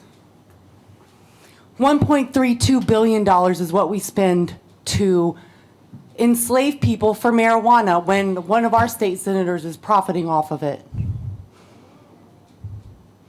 You know, we hear all this stuff and everybody saying how much they hated Trump, but we've got a lot of people that have the same business practices in this room. Can we see your tax returns? Because y'all got $793 billion of PPP grants and we haven't received a stimulus check yet. You know, you want to say that businesses get to get tax breaks. What about our tax breaks? Our taxes are going up. And business owners, because you create businesses, you don't have to pay taxes. But you also get tax breaks because you pay slave wages and all your employees are on government assistance. Let's talk about government assistance. The financial literacy classes that you are required to take when you get government assistance will get you put in jail. You're not allowed to save. You're not allowed to invest in the stock market. You're not allowed to have nice things. They want you as poor as possible because when you're on government assistance, you get funds from where? Nonprofits. Who runs those nonprofits? I encourage every one of you to look into who runs the nonprofits. We had a poverty study in 2019 that named 4 nonprofits. What have they done to decrease poverty in Portsmouth since that study? Anything? Anything to decrease the gun violence? Not a thing.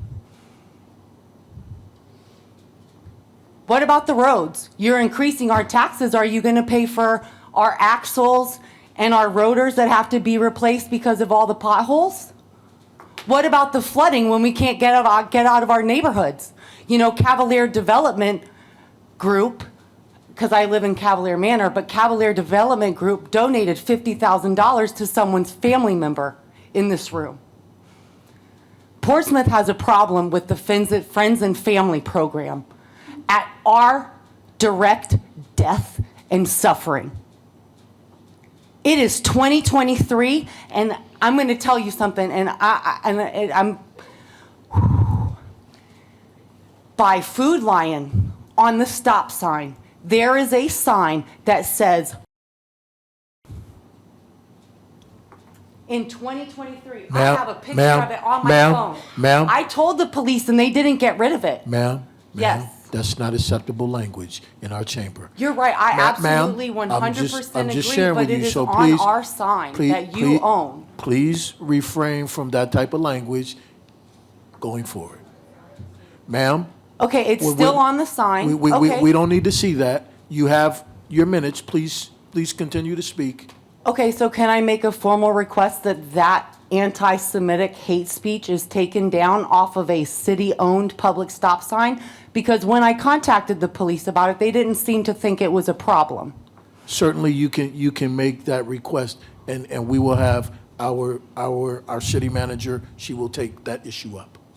Certainly. That would be great because we are seeing a rise of fascism in Florida and everywhere. And you know what? Last week when I was in here, I sat down for the Pledge of Allegiance and someone behind me told me to move to a different country if I didn't like it here. The 13th Amendment only abolished slavery except as form of punishment. So until the United States no longer enslaves people, I will not sit. I will not pledge allegiance. I will pledge a grievance until the rich stop profiting at our expense. Thank you, ma'am. Our next speaker is Ms. Donna Biggs. Ma'am, you will come forward. You have 5 minutes.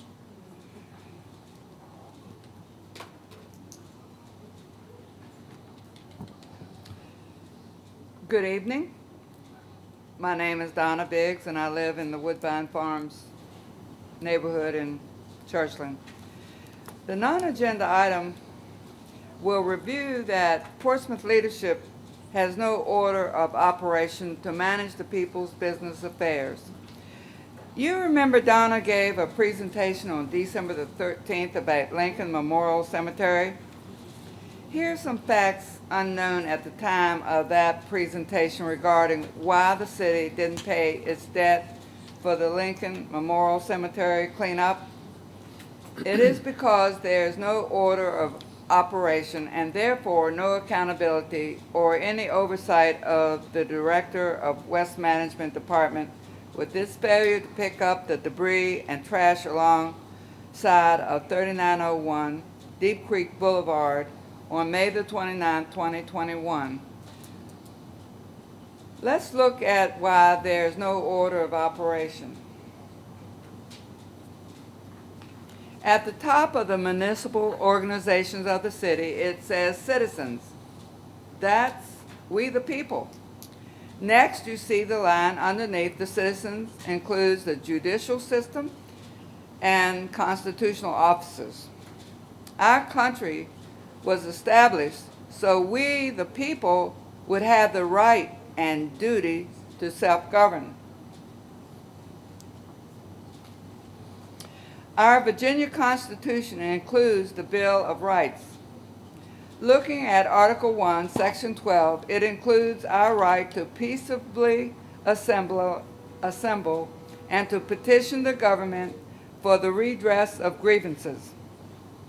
This is what I am doing, petitioning you, the elected magistrates, for compensation for the injustices of the city's waste management department's breach of contract. The breach of contract was the failure to pick up the debris and trash and take it to the landfill as was agreed to on May the 20th and May the 21st. Now the city is failing to pay the tree service for the breach of contract. Does the tree service have to take this breach of contract to court, or can it be resolved peacefully? The Lincoln Memorial Cemetery is in the Truxtun Historical District of Voting Precinct 20.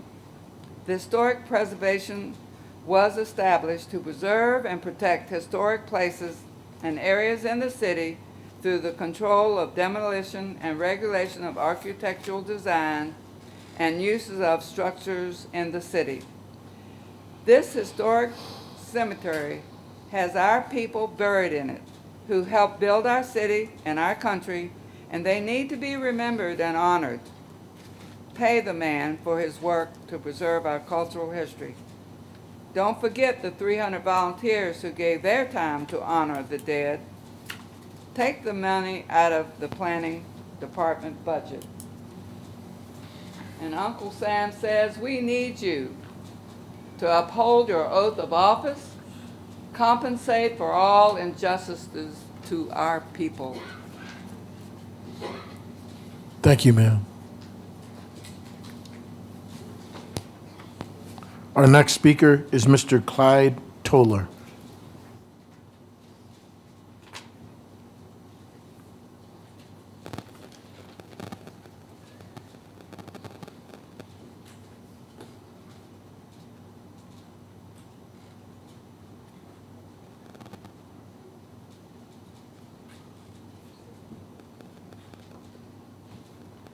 Portsmouth proud, Clyde A. Toller. 1029 Blair Street, Parkview. Mayor, Vice Mayor, City Council, Sergeant Ms. White and staff, good lawyer up there. Good evening. We know what's on the mayor's mind, or he said love, didn't he? So we ain't gonna go there. But anyway, this is Black History Month. I'm gonna give you a little bit. I hear so much bad things about Portsmouth. Stop making yourselves look bad. Take your argument in the room back there somewhere. Don't do that out here for the people. I've been in this city a long time. If anybody in here is 90 years old, come up here and stand with me. I'm the oldest thing in here, 97. Look at you. Stop the argument. If you're going to do that, go in the back somewhere. Stop that up here. Now, we got a celebrity here. We don't even honor her. Miss White, stand up. Yes, she is the first clerk of Code of Black. Stand up. I was the one that gave it to her. And I found the picture when it come up to you. Look at it, that's her. She's a little young lady. Well, she's still young now compared to me. I appreciate that. But anyway, Portsmouth, when I came here, had two schools. It was Willie Weaver and Peabody. And they had all of on South Street, and they had the little library over there too. You couldn't give about 3 people in there. You'd stand outdoors and wait, then you could get in. So I was stationed here. So by the service being integrated, my wife would take the nurses, so I would let my white compartment sergeant go to the library, pick the book up, he'd bring it and give it to me. I give it to her, then we take it back because it took so long to get the book from the black library. So you can always defeat the purpose. But we got great people in this city. We got a church in this city over 107 years old, only had 3 pastors. Bishop Twine, Talley, and right there, we got the pastor up there, right up the street up here. We got a lot of black history. Dr. Holly was one of the greatest mayors that ever was. Him and Big Joe Turner was the first 2. They were the first 2 that came on this council. I was here when you couldn't go to city council. It was downtown upstairs on the railroad. Train had to pull in and back out. I was stationed here over 20-some years and married a girl here, so I know. But I don't never hear you talk about Junius Kellogg, Ruth Brown. Why? Stop all this other crap. Let's talk about the good things people are doing in this city. And I want to thank the peoples and you, the board, that you came out, you cut that grass over there.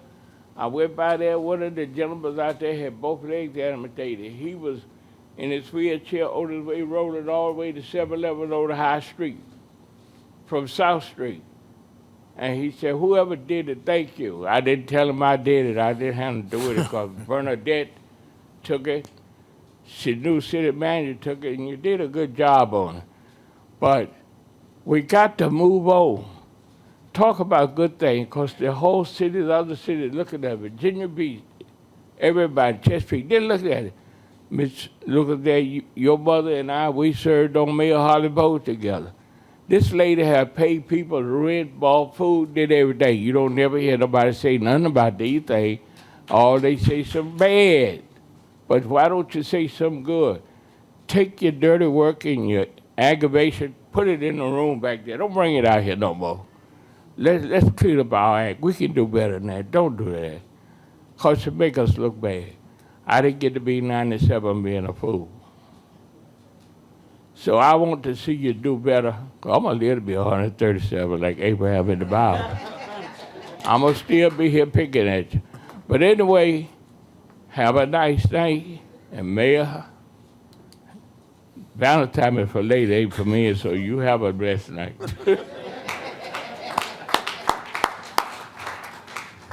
Thank you, sir. Thank you very much. And we appreciate that story. Our next speaker is Miss Angela Britt. Miss Britt, are you here, Miss Britt? Angela Britt. Our next speaker, Miss Ursula Murphy.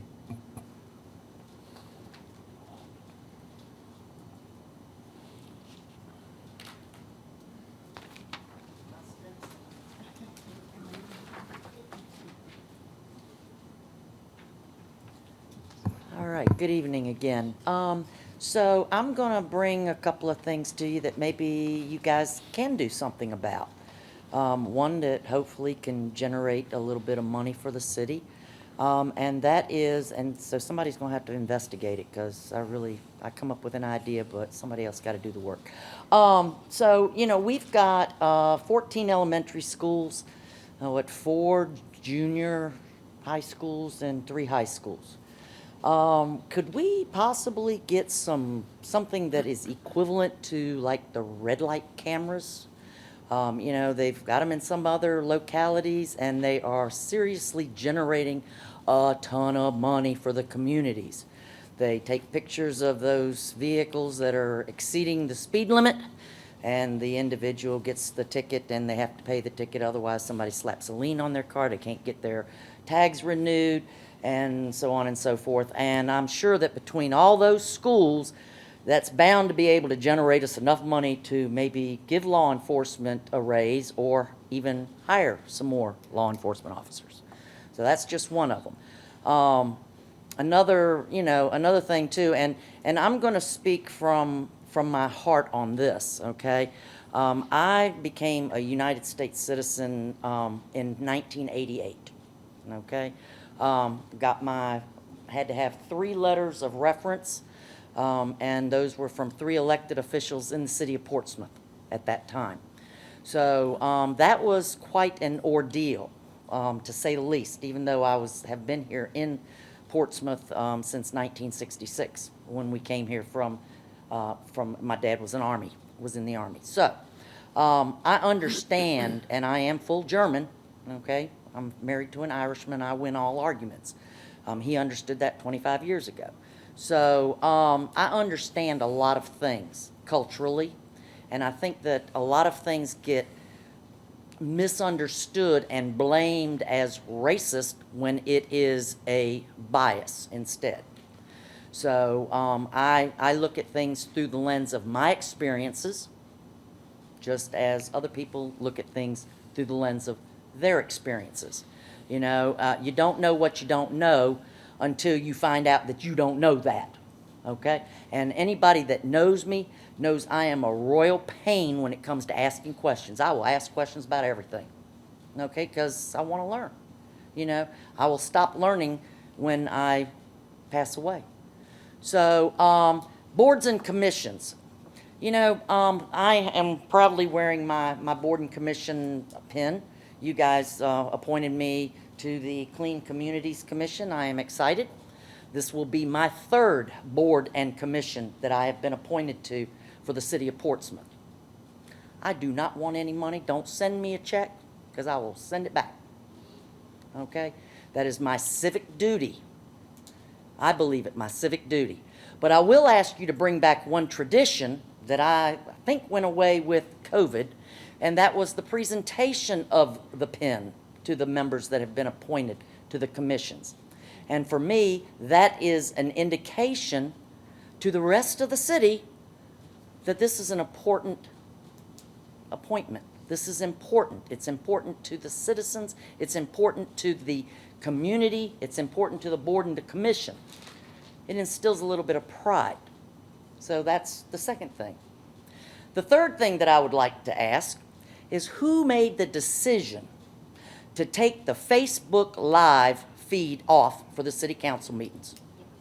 I sat and tried to log into this meeting on my phone. Now, I am not the greatest at technology, okay? I mean, I'm serious.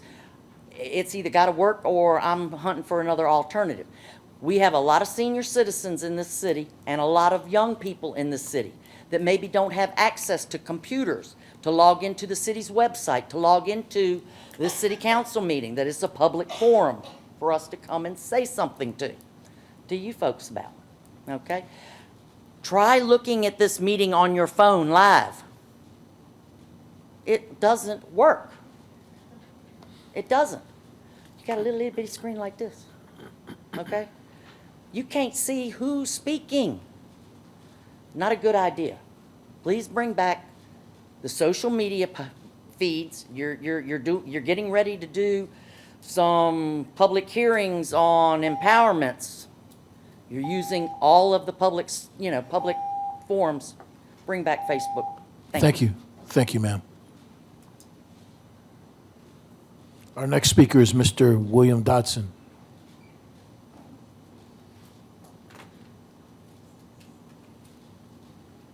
Hi, Dr. William Dodson, 801 Mimosa. Thanks for seeing me. Three issues. One of my neighbors runs a food truck. His truck was hit by a garbage truck. He has it on film. The city has claimed sovereign immunity on the issue. I'm very, very disappointed that the city will not recognize that a garbage truck ran into their food truck, legally parked, and would not pay the damages for it. It's very embarrassing to the city. I'd really like this to be addressed. If we could, Mr. Mayor, if you could get me some information from the city on this, it would be appreciated. Second issue is, as I stated before, I've been through permits and planning. And it is a very difficult process, and the two departments don't talk. Again, I had to come down and just walk a paper from one desk across the hall to the other There is no process to get a building permit in this city. There's no instruction, there's no help, there's no support. Please, please, please, can y'all step down from the council, get into the city, and find out why it's not working? I don't see enough of you stepping down in here and studying these processes, interacting with these processes to say what works and what doesn't work. Thirdly, 911. I want to ask you to start measuring things. One of the things I've been addressing for the last 2 years when I come to this council is please, please, please measure things. I've addressed with a couple of officers, what do we do if we can't get through on 911? They said, call 911. I said, what if I can't get through? I was told, call 911. It was very embarrassing to get that response from the city police. What we need to hear from the council and from the people that manage this system is what's the response time? Now, it's going to be embarrassing when we start. It's going to be real embarrassing. But it's not the response time from when the police get the call. It's the response time from when the call is first made. And right now we're having a trouble with that call that's first made getting to the police and then the police being able to respond to it. So the police have told me the fire department runs it. It's their responsibility. No, if you are the police department, it is your responsibility to have a system that works. And if we as a council, if the manager would report to us what that response time is, we would have a measurement and we could go by and find out why isn't the system working, because we could see the time as it decreases as we take action. But there's not a lot of measurement that is being demanded by this council on the issues that are important to the city. Measurement, measurement, measurement. So please, please, please ask those responsible for some sort of measurement of the response time from the 911 system. Thank you. Thank you, sir. Our next speaker is Cheryl Walton. Ms. Walton, you come forward and state your name and address, and you will have 5 minutes, ma'am.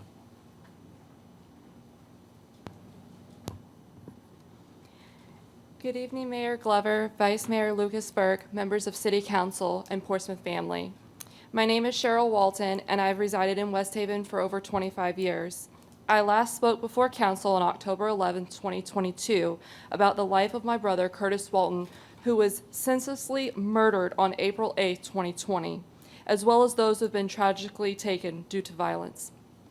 For the new council members and others who have not seen it, I would encourage you to take the time to watch the last 30 minutes on the October 11, 2022 council meeting online.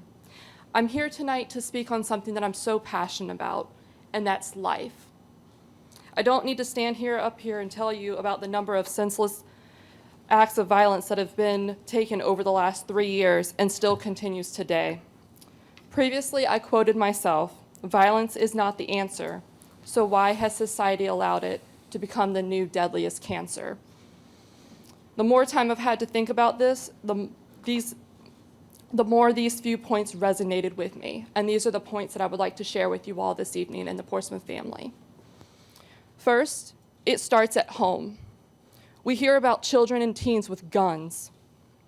Parents need to be more present in the home and teach their children morals and values of right and wrong, compassion, love, as Mayor Glover said, what it means to have integrity, not just for themselves, but for others, so that these things and these qualities can carry on for future generations.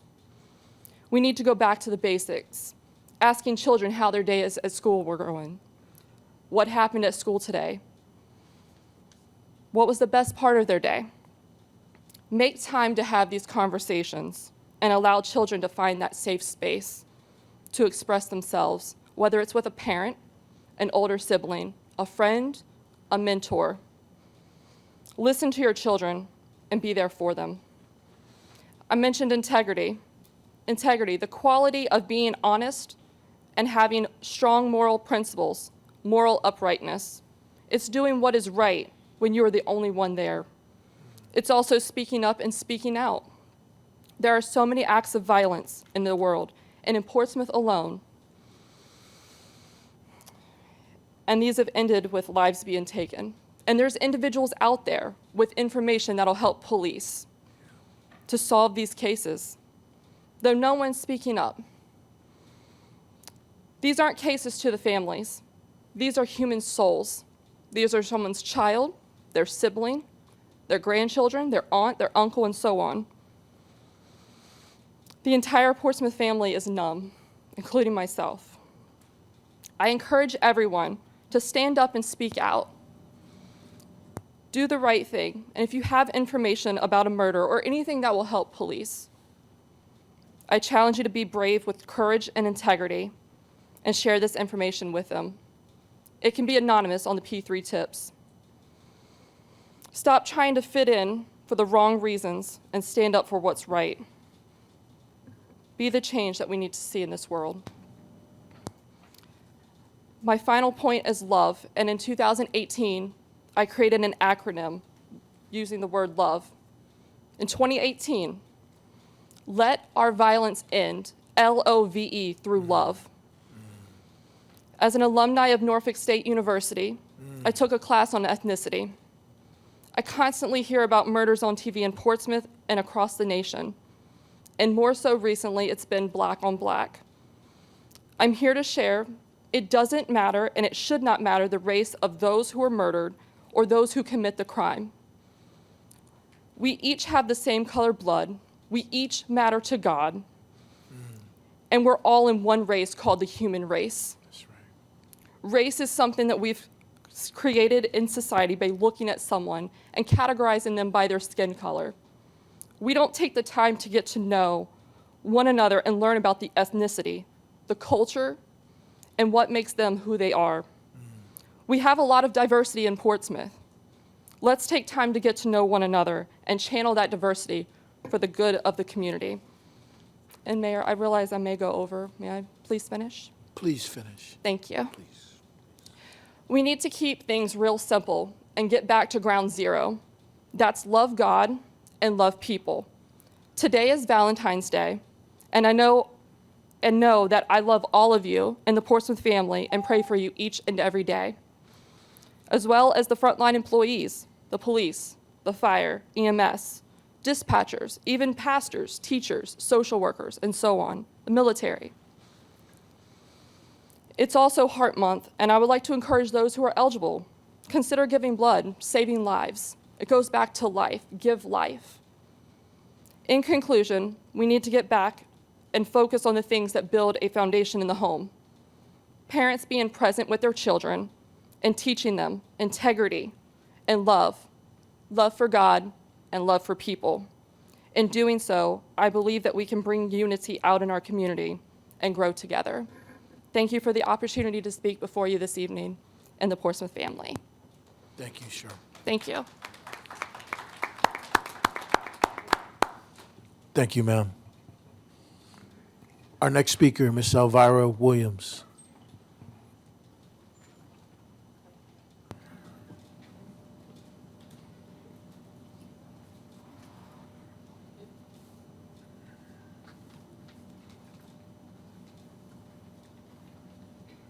Good evening, Mayor, Vice Mayor, Council, and the citizens of Portsmouth. My name is Elvira Johnson Williams. The young lady that just spoke kind of must have been feeling my heart because I'm coming not to complain, but to talk about how good Portsmouth is, can be, and will be. It is my heart's desire to bring this city that most of us were born in, raised their children in, got married in. So I have taken it upon myself, with the help of so many good people thus far, to create a cleanup. But before I give you the logistics on all of that, let me say this. You don't have to wait for me. You don't have to wait for Waste Management. You don't have to wait for anybody. Get up, clean up. It's just that simple. I am proposing, or better yet, I'm challenging everybody in the city of Portsmouth that calls themselves, they love their city. I get so sick and tired of the negativity coming this way. I love my city. I get tired that every time I look at the media, the only thing they want to do, put out there is something negative.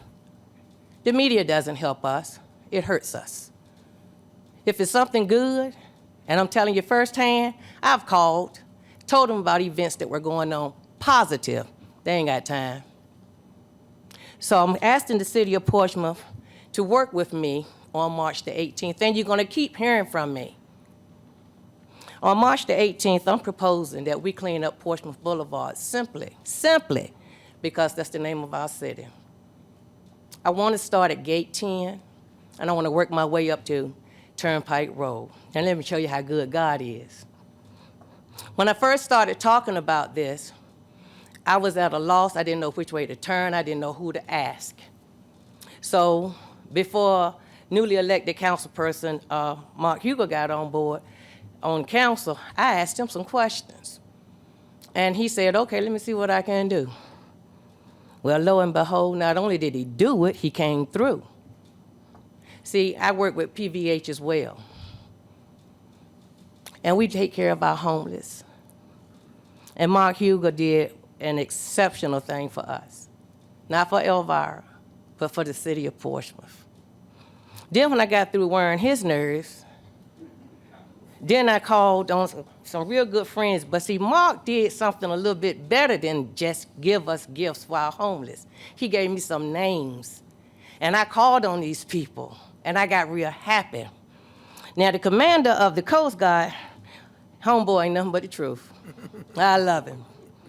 And I told him what I wanted to do. He was on board. He said, what you need, how much you need, what we're going to do, where we're going to be. Then I called on the Brighton Prentice Park Civic League.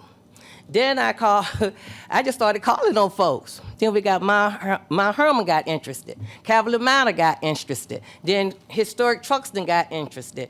Of course, Wilson Ward, hey, is truly interested. Then I called on somebody else, and then I said, I need to get in touch with the CEO of Rivers Casino. And lo and behold, I got in touch with them. And when I got in touch with him, Mr. Roy, he said, I'm gonna give you this, no, I'm gonna have this lady call you. I couldn't even get home, my phone was ringing. I had a date to go back up to the casino.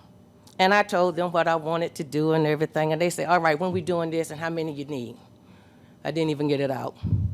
I said, I need somewhere where everybody that do come out on this particular date and help us clean up this highway, I need somewhere where we can go. And I'm going over. And he said, you can come here, but I'm gonna put you in touch. Put me in touch with the young lady, Miss Melissa. And I was concerned about the children going through the casino. And she said, that don't even have to be a worry. She's fixed it so that when we finish cleaning up Portsmouth Boulevard, we can go to the casino, go into the building, make a hard left, go right down the street, and we got box lunches set up for 200 people, thanks to the casino. So I challenge everybody in Portsmouth that want to be a part of this to do so. But please don't wait till March 18th to clean up your city. The city is not going to clean up your private property. The city is understaffed. And we can help the city when we help ourselves. So I challenge everybody up here to join us March the 18th from 8 a.m. to 12. Meet me at the Olympian Sports Club, and then we'll go from there. In the meantime and in between time, have a wonderful Valentine's Day.